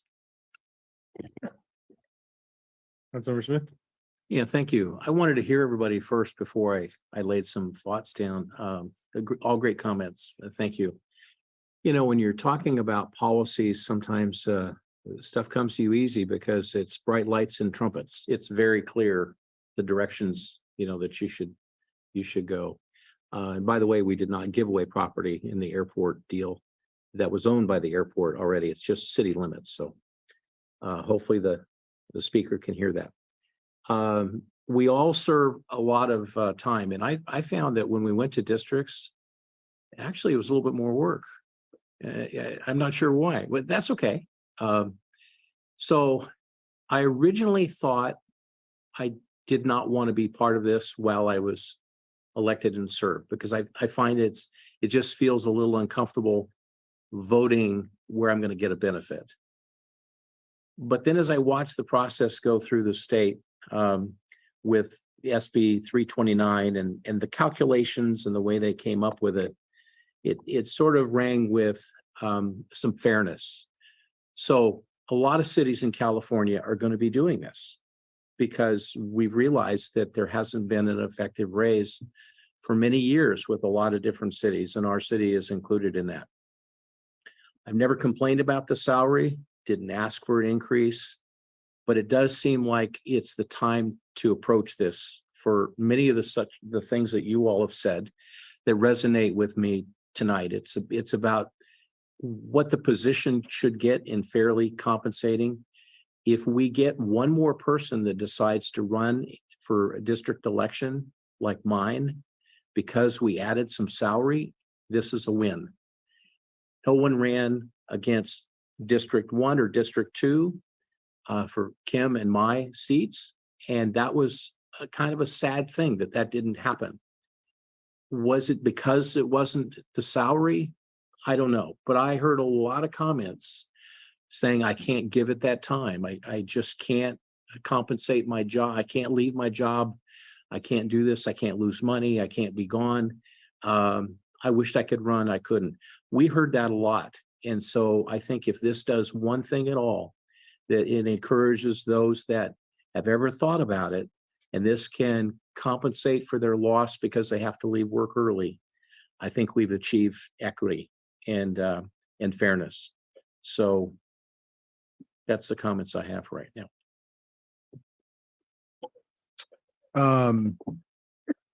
So I would echo pretty much what my colleagues have indicated. I mean, this isn't an easy decision. It's uncomfortable, actually, because we're having to make something that we benefit from. But to that point, this isn't about us. This is about the position and making sure that we're creating opportunity. And so Councilmember Hoppe spoke about that in our transition to the districts and how that's going to make it more challenging. And we've seen that in this last election for people to step up and run. I do want to clarify one thing, that this isn't a salary. This is a stipend. We're not, there's no salary here. So just clarifying, it's a little bit semantics, but I just wanted to clarify that. And then I wanted to follow up in regards to the comments about not being heard. And I think there's two sides of my response here. And on the one side, you know, it's hard to meet the demands and needs of the community when you're doing this part-time and you're not able to fully engage in the way that perhaps I imagine all of us would want to if we were doing this full-time. But on the other side, if there's not satisfaction with what the community is getting out of their electeds, that's what the electoral process is for. It doesn't matter how much the electeds are getting paid. I just want to reinforce that elections have consequences. And then I do just want to speak to, there was a few comments in regards to the fact that we're a charter city and to change the charter. And although I appreciate the sentiment there, I think that in this scenario, that might be a step too far. And this is a good baby step. I think a good compromise in order to help move the conversation forward and really create a space to create greater opportunity for those that may not otherwise be willing to run. So with that, I'll go ahead and, oh, yeah. You said something that triggered a thought. Absolutely. Whatever the stipend is, we're paying taxes on it.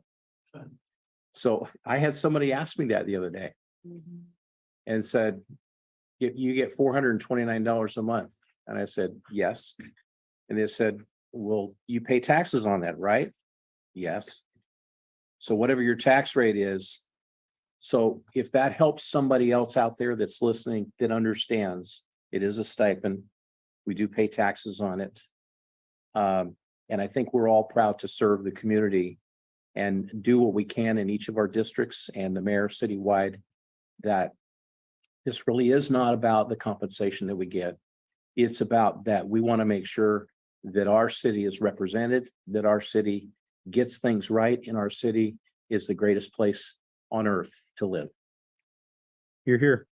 And I think to that point, and before moving forward here, I do just want to clarify that regardless of the decision that we're making today, we're making a decision to potentially go to a first reading, and then it will come back for a second reading. So there will be 2 more public meetings where folks can chime in, gather up their friends and family if they feel strongly and passionately about this. This isn't the end of the conversation. This is just the beginning. So with that, I'll go ahead and make a motion to approve the staff recommendation.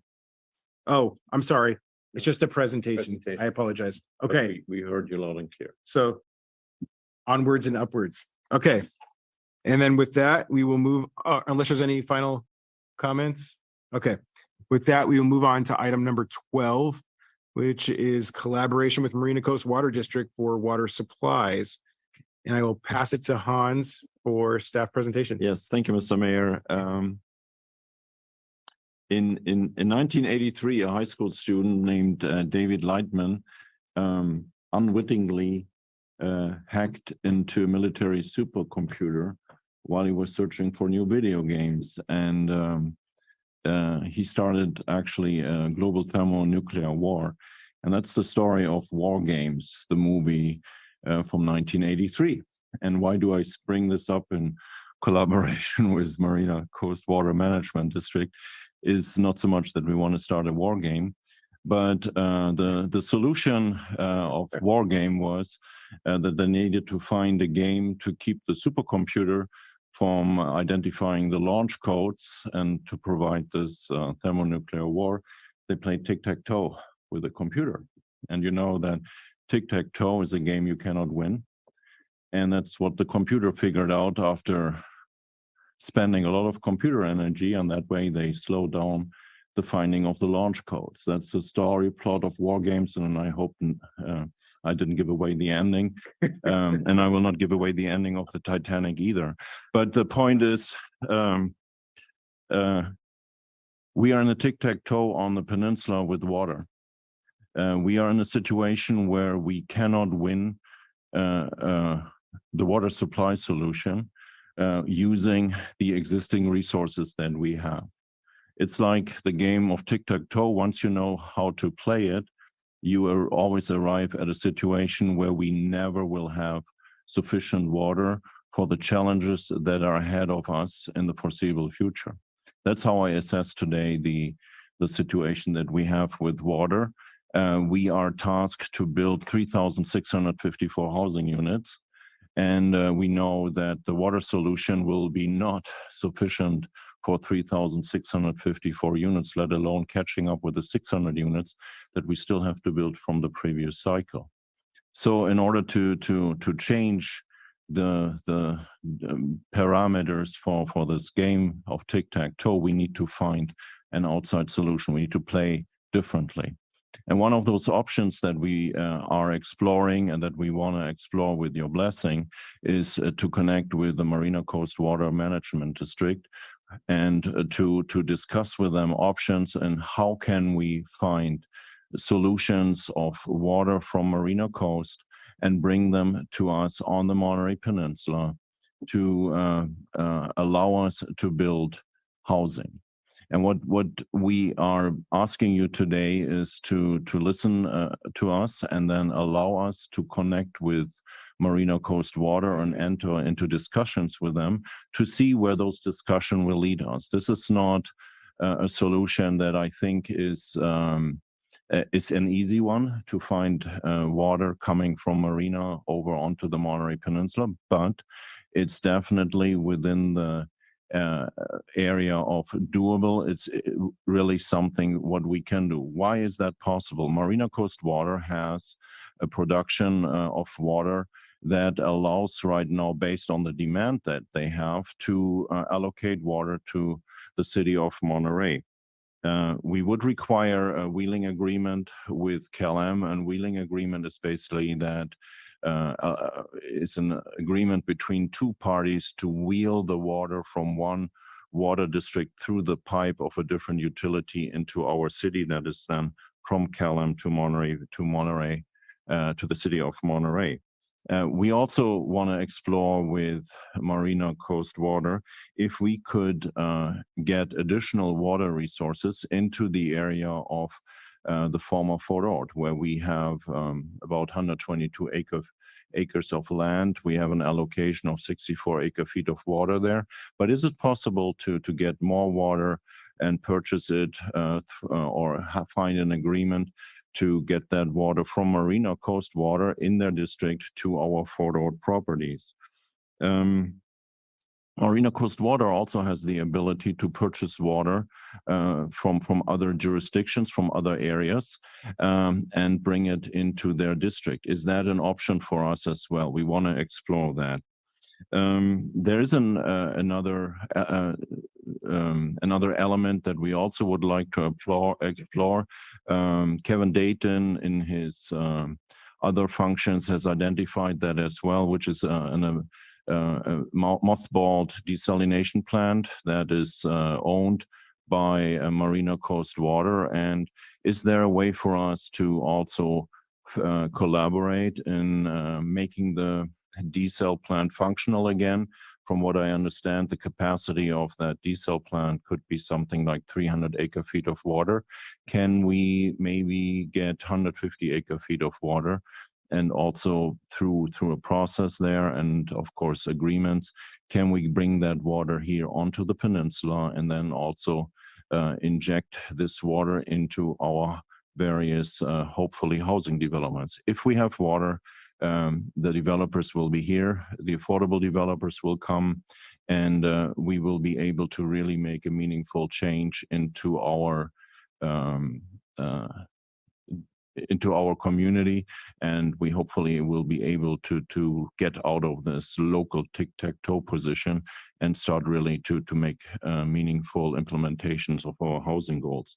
So we had very preliminary conversations with Marina Coast, and we as staff, Marina Coast staff, and also city staff felt it's important for you to know what is going on, what we want to more continued in a formalized way. The general manager of Marina Coast Water, who is in the audience today, has been very helpful, very creative, including also identifying those kind of opportunities for us. I'm pretty sure that we are, maybe with the options that I described to you, just at 50% of what we can figure out over the next couple of weeks and months. So Remle Scherzinger from Marina Coast Water District is also in the audience to hopefully back up what I'm saying. And we wanted just to bring this all to your knowledge and attention before you hear it from someone else.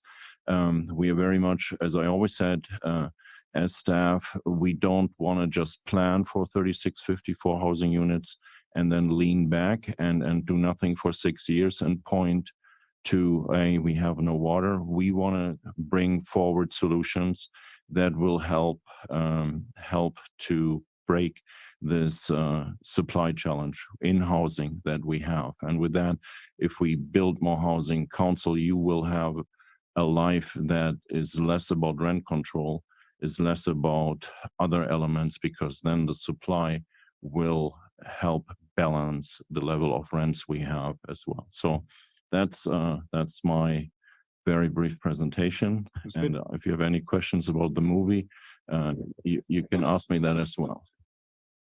Do we want Rem? And by the way, thank you for being here for pretty much the entire time and listening through this all. It's we're glad to have you here.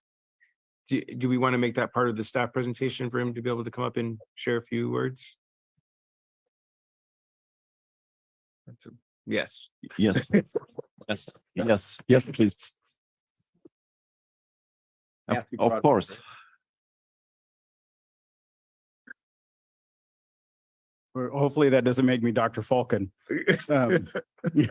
Josh, maybe date myself. This is going all over my head, by the way. So. Was that the movie with Matthew Broderick? Yes. Correct. That's what I thought. And Dr. Falcon was. Yes, I remember. Anyway, Mr. Mayor, members of council, staff. I'm also joined by the president of our board, Jan Schreiner. So clearly, the commitment of Marina Coast Water District to your success as one of our land use jurisdictions, a community that we do serve, is important to us. And so Hans is correct. We have had some preliminary discussions to talk about what options are available to the city as it tries to meet its housing goals, and how can Marina Coast support that? How can we come to the table and bring our expertise maybe into that space and find an opportunity maybe to change how we orient or how we see future growth. So this isn't to diminish what CalAm is doing and how CalAm is trying to solve the problem for the peninsula, but only to add to it. And as Hans rightfully said or identified, the city does have 65 acre feet within its allocation from FORA. The district is ready to deliver that if and when the city is ready to utilize that. And we're happy to engage with the city and the other, you should tighten that, Hans. I know. We're happy to engage with the other LUJs and see if there's other opportunities for the city to acquire additional water supply from the forward block. Thank you. I'm happy to answer any other questions. Let's do questions for either manager. Yeah, I've got a quick question for Marina Coast. So our forward, we call it, the shark fin or whatever it is. Right. But it's way out there, isolated, stands all by itself. So I've always been curious. You don't have anything close that delivers water now. So getting water to that property would give us an estimate of your distance you'd have to put pipes in to get. So it's just kind of a broad question of what do you see as some of those challenges? Councilmember Smith, that's a great question. We actually have a 24-inch water main sitting in General Jim Moore Boulevard, just slightly north of South Boundary Road. And the South Boundary Road pipeline has been designed. So we're prepared to start that capital project as soon as development makes the call. Okay, great. Thank you. Any more questions? No. Okay, Councilmember Barber. So real quick question, I see as part of the opportunities for collaboration was the reactivation of the existing MCWD owned desalination facility. So how does that compare to what CalAm is talking about? By scale, they're magnitudes apart from each other. So that facility was actually designed and constructed in 1996. It ran successfully till 2003. It only draws water from the beach sand, and its scale is so de minimis that its environmental impacts are negligible. We, over the 5 years, swam the beach routinely to check for salinity imbalances and all of that. So we proved the technology. That facility has remained, as the city manager said, it's been in mothballs, and our board of directors has authorized the preliminary investigations into restarting that facility. As we recognize there are other land use jurisdictions within the district's service territory that are approaching their FORA allocations, and we need to start identifying additional water supplies. And so that is one avenue that we're exploring right now at the district. Thank you. Mm-hmm. Anybody on this side? So two questions. One, what does next steps look like after today?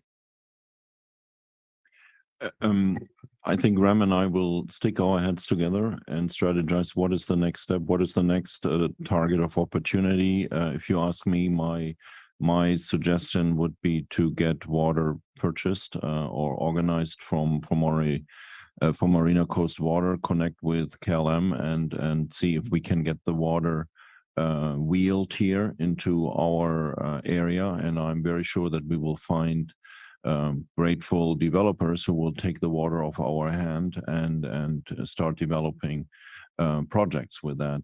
The other one, of course, is again, without taking Ramley's priorities away either, I would really go into the question, how can we activate the mothball desal plan? That's a 300 acre feet facility, 150 acre feet I would envision for the city of Monterey. I think the time is good with the infrastructure bill that the federal government has launched, and also with the initiatives on the state level to find and support desalination solutions up and down the coastline, and Governor Newsom's desalination initiative there.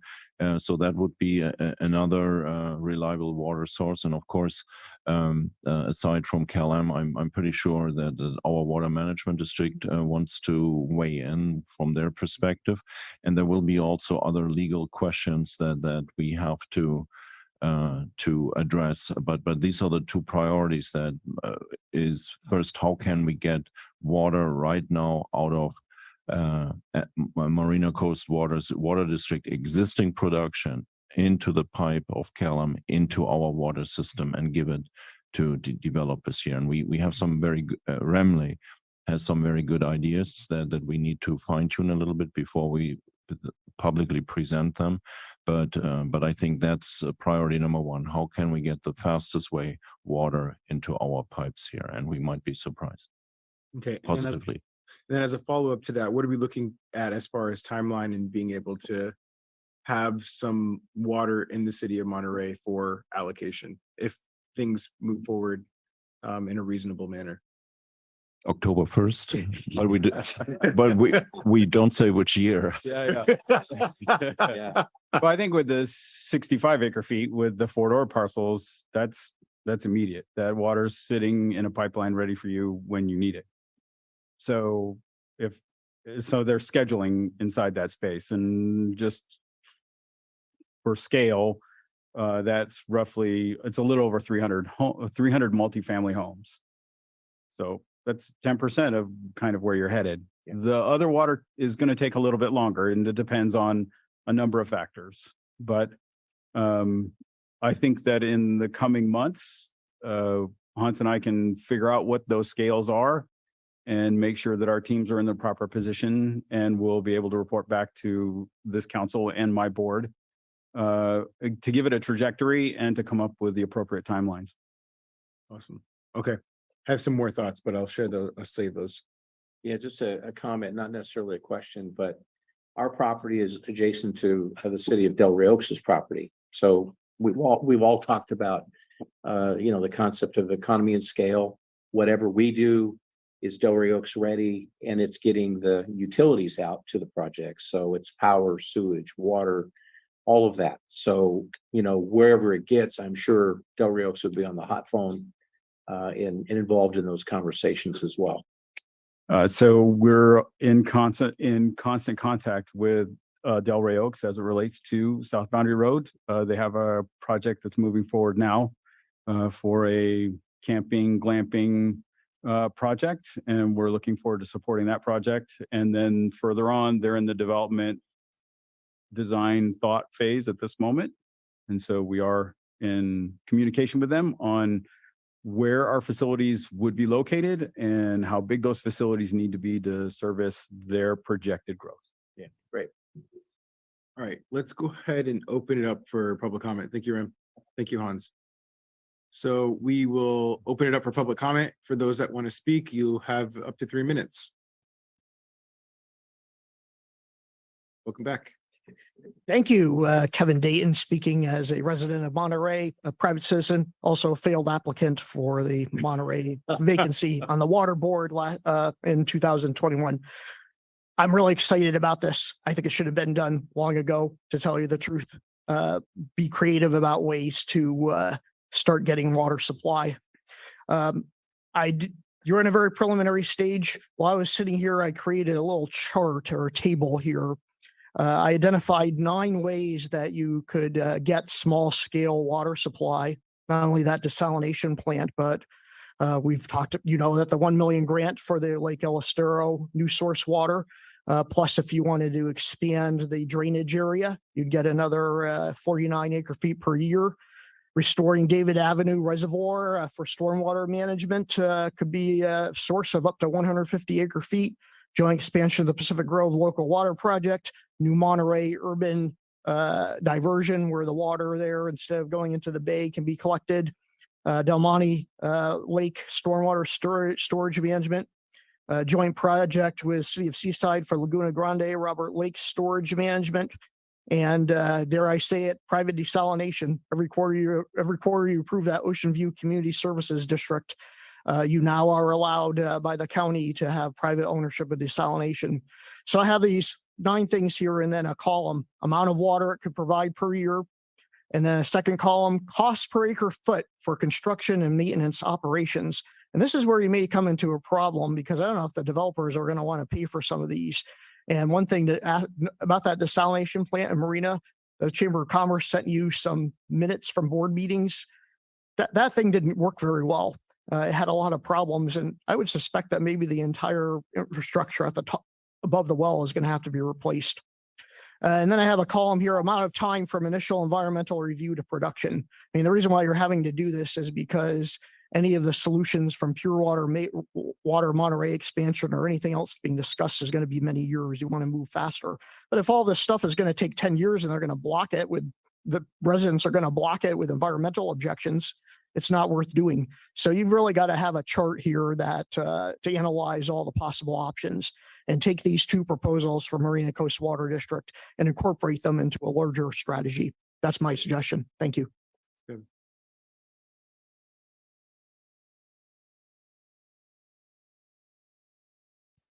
Good evening, Mayor, City Council members, and staff from various agencies. My name is Adam Pinteritz. I'm the Government and Community Affairs Director for the Monterey County Association of Realtors. And I have to confess to the city manager that I was a little confused where you were going at first, but I think your analogy is in fact perfect. It is like a tic-tac-toe game with water politics around here. There's just no winning. And we really need to change that dynamic and think outside the box. And so I wholeheartedly encourage this body to move forward with this proposal and seek every avenue to solve our water supply issues, and by extension, to address our urgent need for new housing. It's not an all eggs in one basket scenario. We cannot just count on one finite source of water, or a source of water that is dictated by how much source waters come in, like recycled water. It needs to be a multi-pronged approach. We need recycled water, we need desalination, and we need all the options that we can get in order to solve our housing crisis. And I think this is an excellent start. And maybe while we're at it, we can also start a city manager's movie club or something. Thank you all.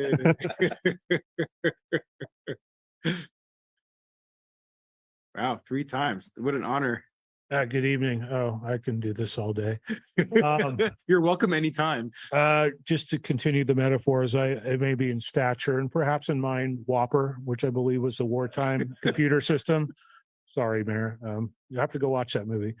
Anyway, I think obviously the instruction should be to the city manager to go forward and conduct something and get this going, get this small piece of the pie together and rolling. But you got to build 3,000 homes. Maybe you have parcels out there that don't have water credits that still need to be somehow found. Private owners that have been sitting on land for decades that can't build because they don't have water credits. Tic-tac-toe is a good analogy. It's a no-win game. I think you need to go to 3D chess. That's the game that needs to be played. I just full disclosure, I was formerly a director on this Salinas Valley Basin Groundwater Sustainability Agency. And some of us advocated very strongly for the seawater intruted areas out here to think big, and how do we halt the seawater intrusion completely, which they have not been able to do even with CSIP, but to stop it completely and provide enough source water really to secure to really what Sigma wants to do in the Salinas Valley is to secure the water future for the indefinite future. A plan, a sustainability plan that's not just made up out of thin air, but actually is a concrete plan that has steps to it that gets implemented, and in a 20-year time frame. I know that sounds like a long time, but you could actually achieve the goals of those and implement those plans fully. It happens to be that tomorrow afternoon there's a subcommittee of the Groundwater Sustainability Agency. It's the 18400. It's the critically overdrafted one. Their subcommittee is meeting tomorrow at the county building, the Cayenne Room, at 1 o'clock. And one of the items on their agenda is to talk about to talk about a seawater intrusion barrier, which it would involve pumping water variably, a lot of water, because that's the only way you're going to stop it. And having source waters available for desal and use. There's a lot of water out there that simply can't be used by anybody, including the farmers that are on the land over the water. So why not try and tap into a source like that? A regional project here is something been talked about for a long time, never got very far. But I think there is a real opportunity here. And 3D chess, I know you don't want to start a war, you don't want to start a water war, but there are things happening, and I think you should look beyond just this as a potential solution to solve our problems. Thanks. Thank you. Anybody else in the chamber wish to speak on this item?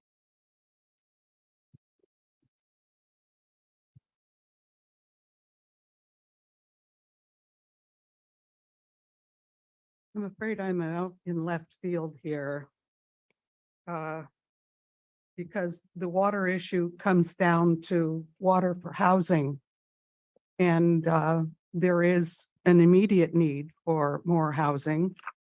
And I don't know how much existing housing there is that already has water. I mean, the existing housing already has water credits. So I wanted to read you this, which I also left with each of you.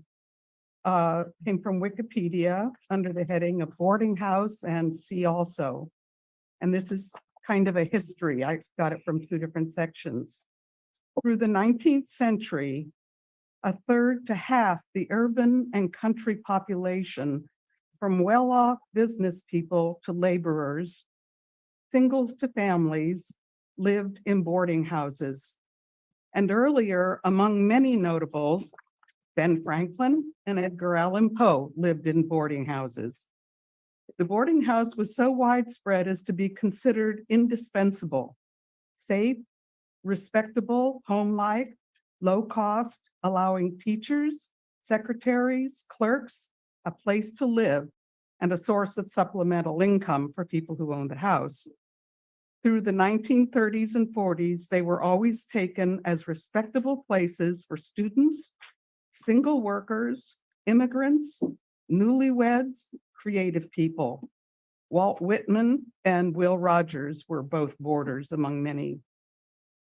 In popular culture, the boarding house was a setting in Little Women, Sherlock Holmes mysteries, Rags to Riches, Horatio Alger tales, etc., and in field films, Buster Keaton in silent movies, and in It's a Wonderful Life, the Baileys had a boarding house.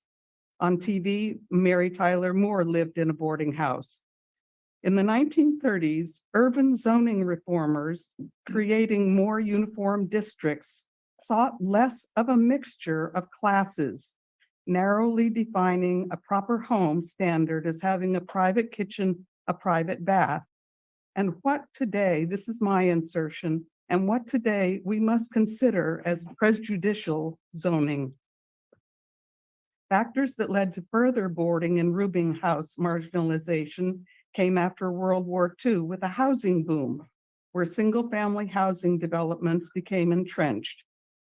With neighborhood associations, a proliferation of inexpensive apartment blocks, and the welfare state. By the 1960s, official city policies tended to ignore rooming and boarding houses. Nonetheless, rooming and boarding houses have proved flexible in the past.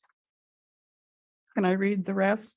No, unfortunately, unless, somebody might want to finish it for you, but Yes. that's the only time we can provide you, Sharna, Okay. unfortunately. I wanted to say I came to the peninsula in the early 60s and was a boarder at the home of a doctor's family, along with several Sharna, others. sorry, It was most helpful. sorry, Anyway, I hope you will consider that these houses already have water and that there are things that I mentioned a couple of weeks ago, like assessments that might encourage people to develop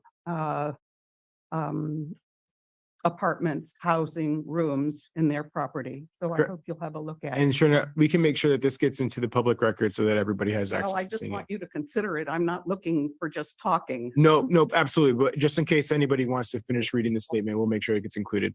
Thank you. Thank you, Sharna. Anybody else in the chamber wish to speak on this item? Okay, let's take it online, please. All right, we've got Esther Malkin. Hello again. So I am so happy to see this conversation finally being taken seriously. I recall about 6 years ago having conversations with council member Hoffa about the water that was supposedly paper water up in the Fort Ord section. And it was a conversation that I never understood because I would bring it up and people would say to me, you don't have the water, but we do have the water. And who's ever heard of paper water? But regardless, it should have actually been looked into a long time ago to this level. So if these new RENA numbers is what's finally getting these entities to finally talk about this seriously, it's about time. I do want to point out that any water should be prioritized to the city's opportunity sites that are on hold because of lack of water. Those should get top priority, as well as any other affordable projects that might come up, because we definitely don't need more single family homes to be built before we can accommodate all the need that we've had that's put us into this homelessness crisis and housing problem that we've had over decades, because the only units that were being built were single family homes. I do want to just remind everybody that this is a really great collaboration that I remember Mayor of Marina, Bruce Delgado, at an MBEP conference calling Monterey and Pacific Grove elitist because we weren't building enough affordable housing, and that we were the part of the problem. And I stood up publicly and called him out and asked him if they would give us water from the Marina Coast Water District. And he said yes. That was 7 years ago. So hopefully we can get this, happening in some sort of timeline that it could at least help the projects that we have in the books already, so that we're ahead of the game and also down the future. I mean, we hired and paid a consultant as a city after we were constantly asking, what are we going to do with that space up in Fort Ord? And they told you guys exactly what we had been telling you. It had to be a mixed concept, but affordable housing was the number one thing that came up. So finally, it might actually happen while in our lifetimes. So thank you to staff and the Marina Coast District, Water District, because we really needed this. And hi, Jan, I see you back there.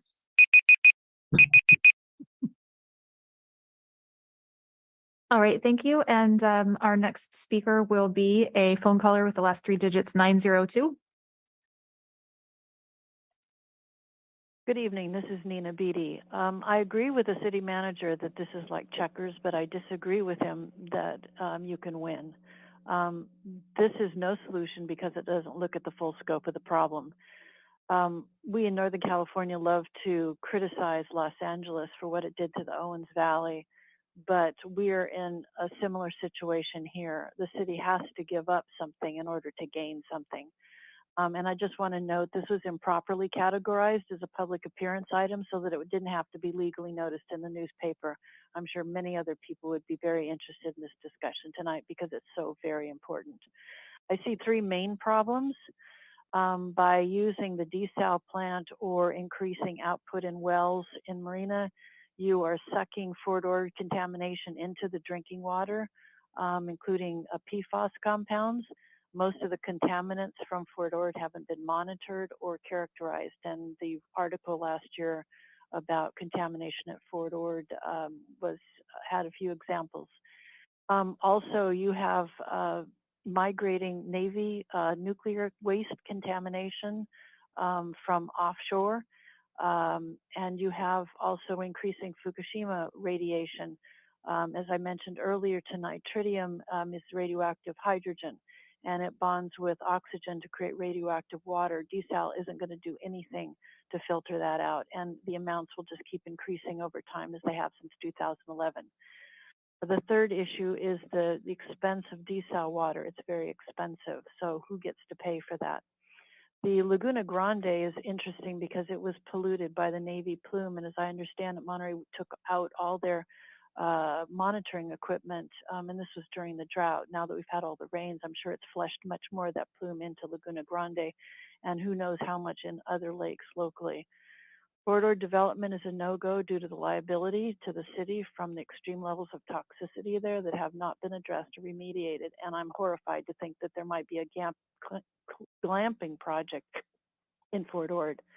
One of the solutions that's been mentioned before are taxes on second homes, assessments on them for being empty when people need housing.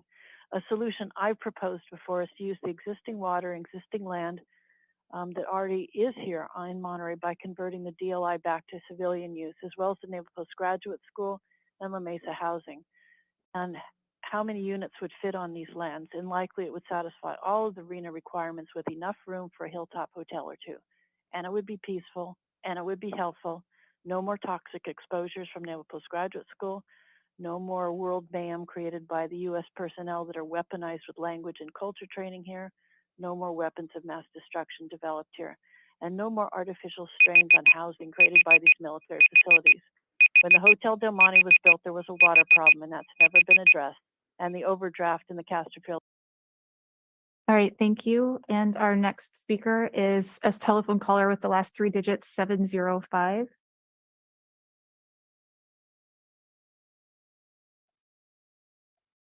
You'll need to dial. Okay, go ahead, please. Yes, good evening, Mayor and City Council members.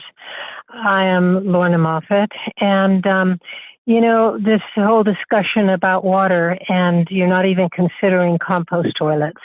5 states use them. They save tons of water. People flush anywhere from 24 to 19 gallons of water a day just in toiletry. And they flush a lot of the harmful toxic chemicals, which cannot be removed and which then are put on our soils and our land. And, you know, it just goes on. And you've got these solutions right in front of you. And I've sent you all the information. Eugene, Oregon's using it with great success. And it's ignored. And, you know, this whole housing issue, I can just imagine that a bunch of developers went to the governor and said, we need to build. So you push this forward for us because we need it for the economy. And we do not need to build one single house. It's all here already. As that wonderful woman said, it's in boarding houses. It's in looking at schools that have closed down and rebuilding those. They already have water rights, okay?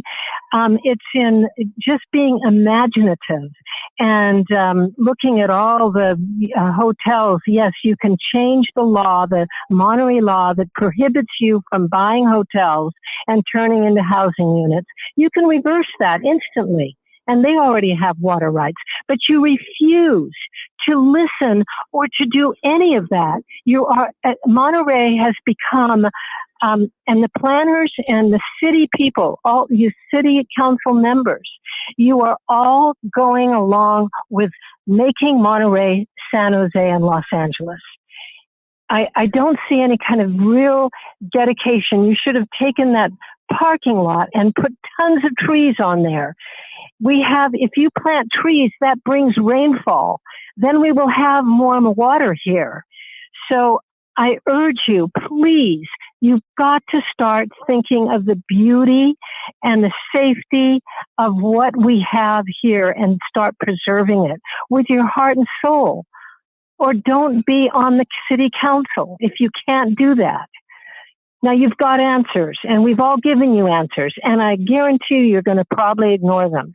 And I don't see how the homeless are going to afford condominiums that were suggested to be built and 134 acres at Ryan Ranch, more traffic and taking down more forests. I mean, this just goes on and on. When you have the ability to say, no, we don't need any new housing, we need to look at all the possibilities here. Thank you. Thank you. And Mr. Mayor, there are no further comments at this time. All right. Thank you for everybody who participated in public comment. We'll bring it back to the council for discussion. Who wants to start us off? Yeah. Councilmember Smith. Thank you very much. Intriguing. I think whenever you put smart people together with some good ideas and they're willing to explore new opportunities, good things can come of it. So thank you for the effort. I look forward to hearing more as the collaboration comes together. I don't hear of anything right now which would cause me concern about moving forward to try and figure out if there's some opportunities and solutions between multiple jurisdictions. So I look forward to hearing more about it. Anybody else? Councilmember Hoppa. Yeah, I really want to thank the representatives from Marina Coast Water District for expressing an interest and an openness to partner with us. Very much appreciate that. I think we're in a situation where we have to pursue every possible water source solution, and this seems like a very viable one. They have a facility, they have the ability. So I really want to also congratulate the city manager. I'm very glad that you are pursuing this possibility. I think we're in a situation where we just have to look at every possible water source. And so this is one. Looking at the additional reclamation projects, whether that be the El Estero project or some of the others Kevin Dayton mentioned, are all worthy as well. Bill Sipe mentioned a possible regional project. I'm interested in learning more about that. But the reality is we do have a very, very serious housing crisis. And while there are other creative ideas, I'm interested in the idea of boarding houses. I don't know if we're doing things that prohibit that in some way. I don't know. I know my dad lived in a boarding house in Minneapolis, and he was friends with many of those folks for years. They would get together. I mean, decades. They would get together and meet for lunch. So there were lifelong friendships, and it worked out very well. So I don't know why we can't do that. I don't know if there's something in our code that prohibits that. But yeah, we need to pursue every avenue to try to create more housing that's affordable for our workforce, because we have an untenable situation. And I applaud the city council for really taking this challenge on and recognizing how important it is. Councilmember Barber. Echo my colleagues. I think this is very important to make this first step, and very appreciative of Marina Coastal being here and being able to answer questions and just being ready to collaborate and come to the table and realize that it doesn't have to be a tic-tac-toe game or anything else, but we can be able to move forward and trying to see how we can work as well. Nothing else. We've realized we can't do it by ourselves. Everybody on the peninsula, we have to work together. So thank you. Councilmember Garcia. So the agenda report has a heading that says alternatives considered. And under it, it says the city council could choose not to discuss the item. So I don't think that's an option. And I really look forward to hearing much more about, what the strategies could be and also of other alternatives. So, thank you. So I want to echo the sentiment from my colleagues. Much appreciation for staff for taking this on and the partnership with Marina Coast Water District, and want to appreciate the public for all the input, because there's a lot of different solutions out there that we can look at. And so with that being said, Kevin and others, if you have ideas or you're developing spreadsheets with numbers, please, thank you. Yes, please pass those our way. so that we can take a look at those. And one of the things that we should be looking at is how do we tie these different project opportunities into our legislative priority asks for our state and federal legislatures. So just putting that out there.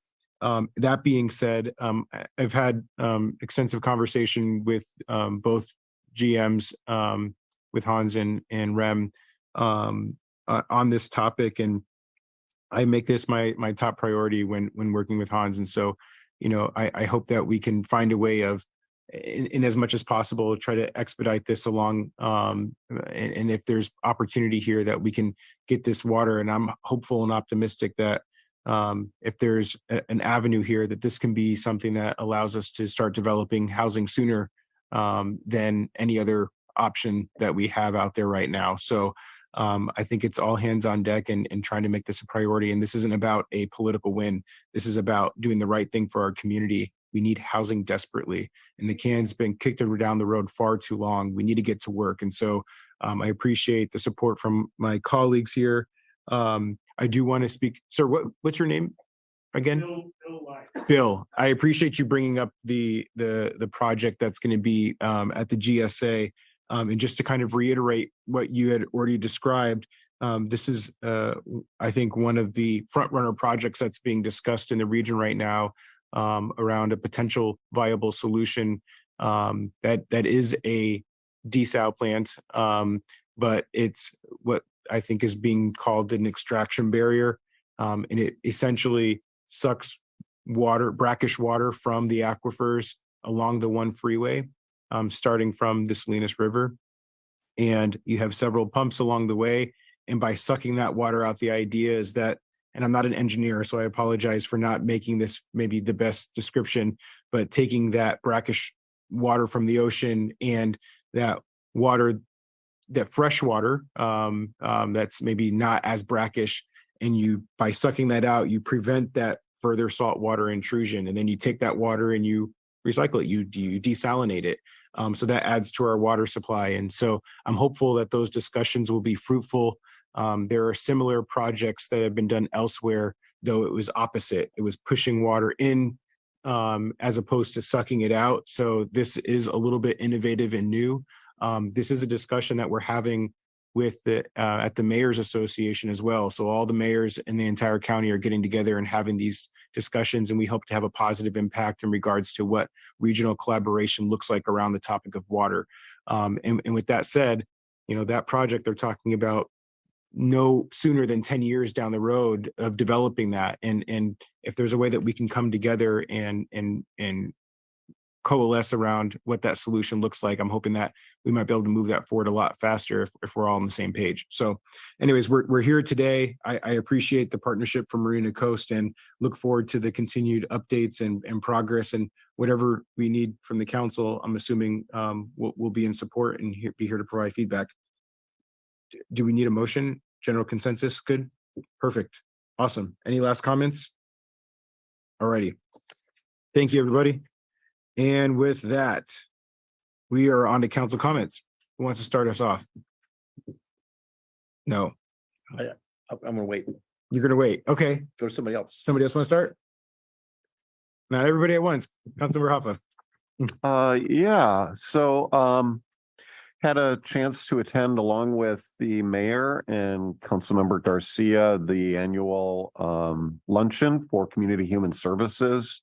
And we received on behalf of the city an award for our contributions to helping kind of renovate the upstairs and the steps for Safe Place, which is a shelter for runaway and homeless youth.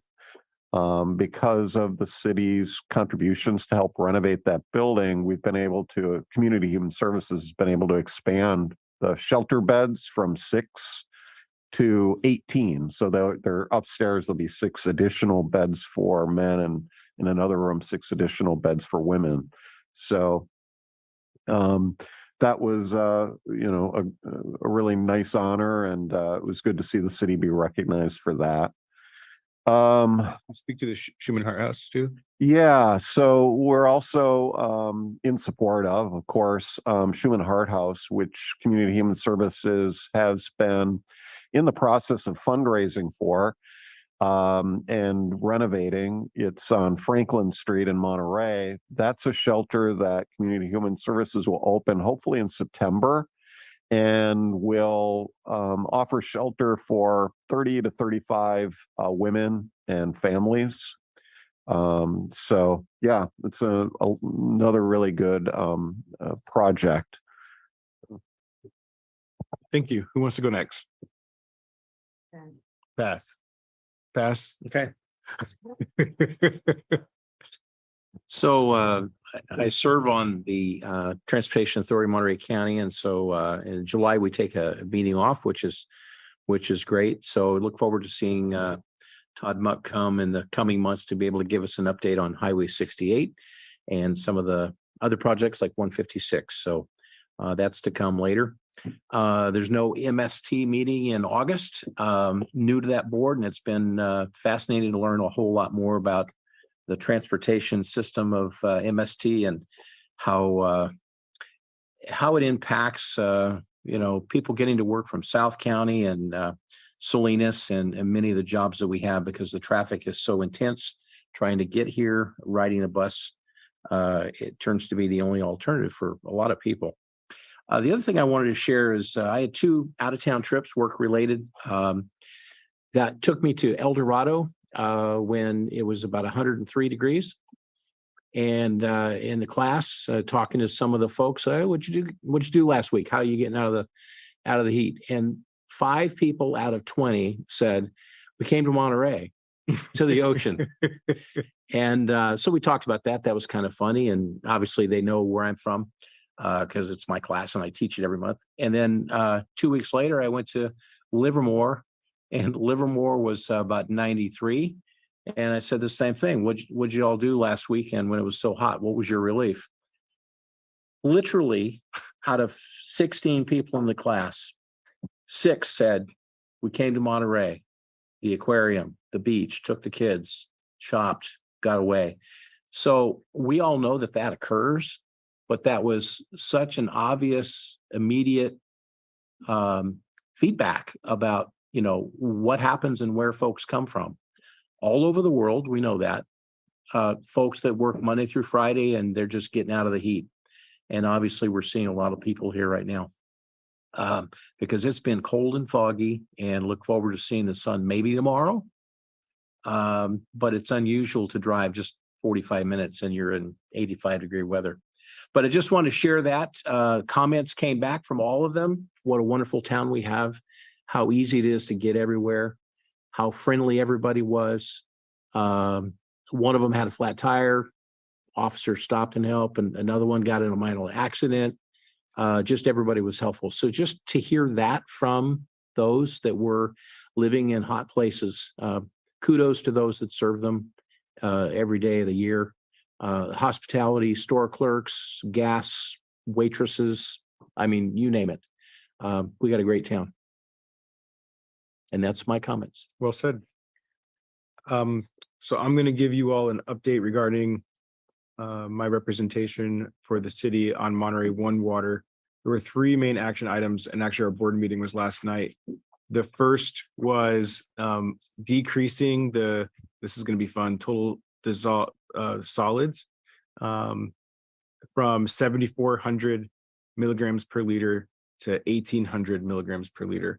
And this is just in regards to waste treatment and making sure that as this water is being recycled, that it's not impacting the system too much, so that there doesn't have to be as much of an extensive cleaning. And so total dissolved solids, there's a whole bunch of different byproducts that exist, and there's different levels for each of them, but the total can no longer go over 1,800. So that was a pretty tense topic for the last few months, and we finally approved that second reading last night. So sharing that as an update. And there's only 4 organizations that have been affected by that, one of them being the aquarium, and they've worked with all 4 of those to find pathways towards getting those under control. The other two were in regards to the expansion of the Pure Water Monterey project.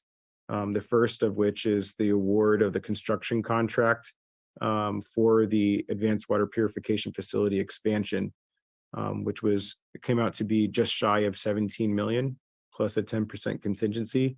And then the second part was the rejection of all bids for the injection wells, phase 4. So there's two parts of the project. There's the expansion of the facility, and then there's the additional injection wells.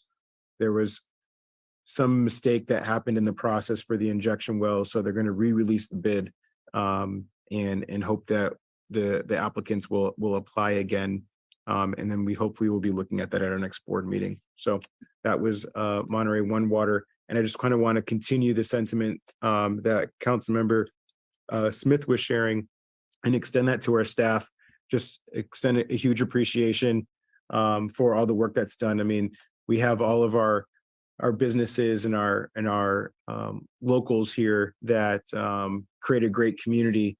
But there's a lot of great work being done behind the scenes that most people don't even notice every single day. There's people in the city of Monterey working at all hours, from our police and fire to our city staff. And I just want to send out a huge appreciation and lots of love. So with that, I will pass it to the city manager for his report. Thank you, Mr. Mayor. It's 9:22 and you started working at 4 o'clock today and you didn't have a break. You ate your sandwich during the break. So just pointing this out. A few items. We received a $119,000 grant from TAMC for upgrades to the intersection Larkin, Madison, and Herman. This is part of the annual RSTP funds. We were shooting also for another project. Unfortunately, we didn't get funding for that.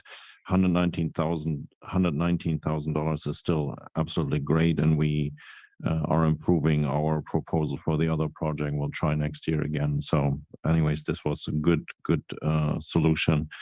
California Transportation Foundation Awards. You were all wondering what this was, what this is. On June 6, 2023, we got this award as part of the ongoing recognition of the City of Monterey adaptive traffic control system. These are all the little smart cameras on the traffic lights that program itself every so often, every 55 seconds or something, and then do the traffic flow. So this Scoot system was rewarded again, and we are very grateful for it. Completely funded, if I remember correctly, out of grant funding and NCIP funds and Measure X, and a lot of money saved by doing the project work all in-house. So great project. Path of History, there will be a meeting on Thursday at the Japanese, help me, Nat. Yes, Japanese American Civic League. Community League. JACL. Yeah. Citizens League, yes. About the redesign of the Path of History is on Thursday. They are starting at 6 p.m. That's all what I have to say. Awesome. Thank you. And with that, if I didn't miss anything, we are going to adjourn 9:24. Thank you, everybody, for being here. This is the most I think people have ever stayed to the very end of a council meeting. So we're making history here today, y'all. Have a good night.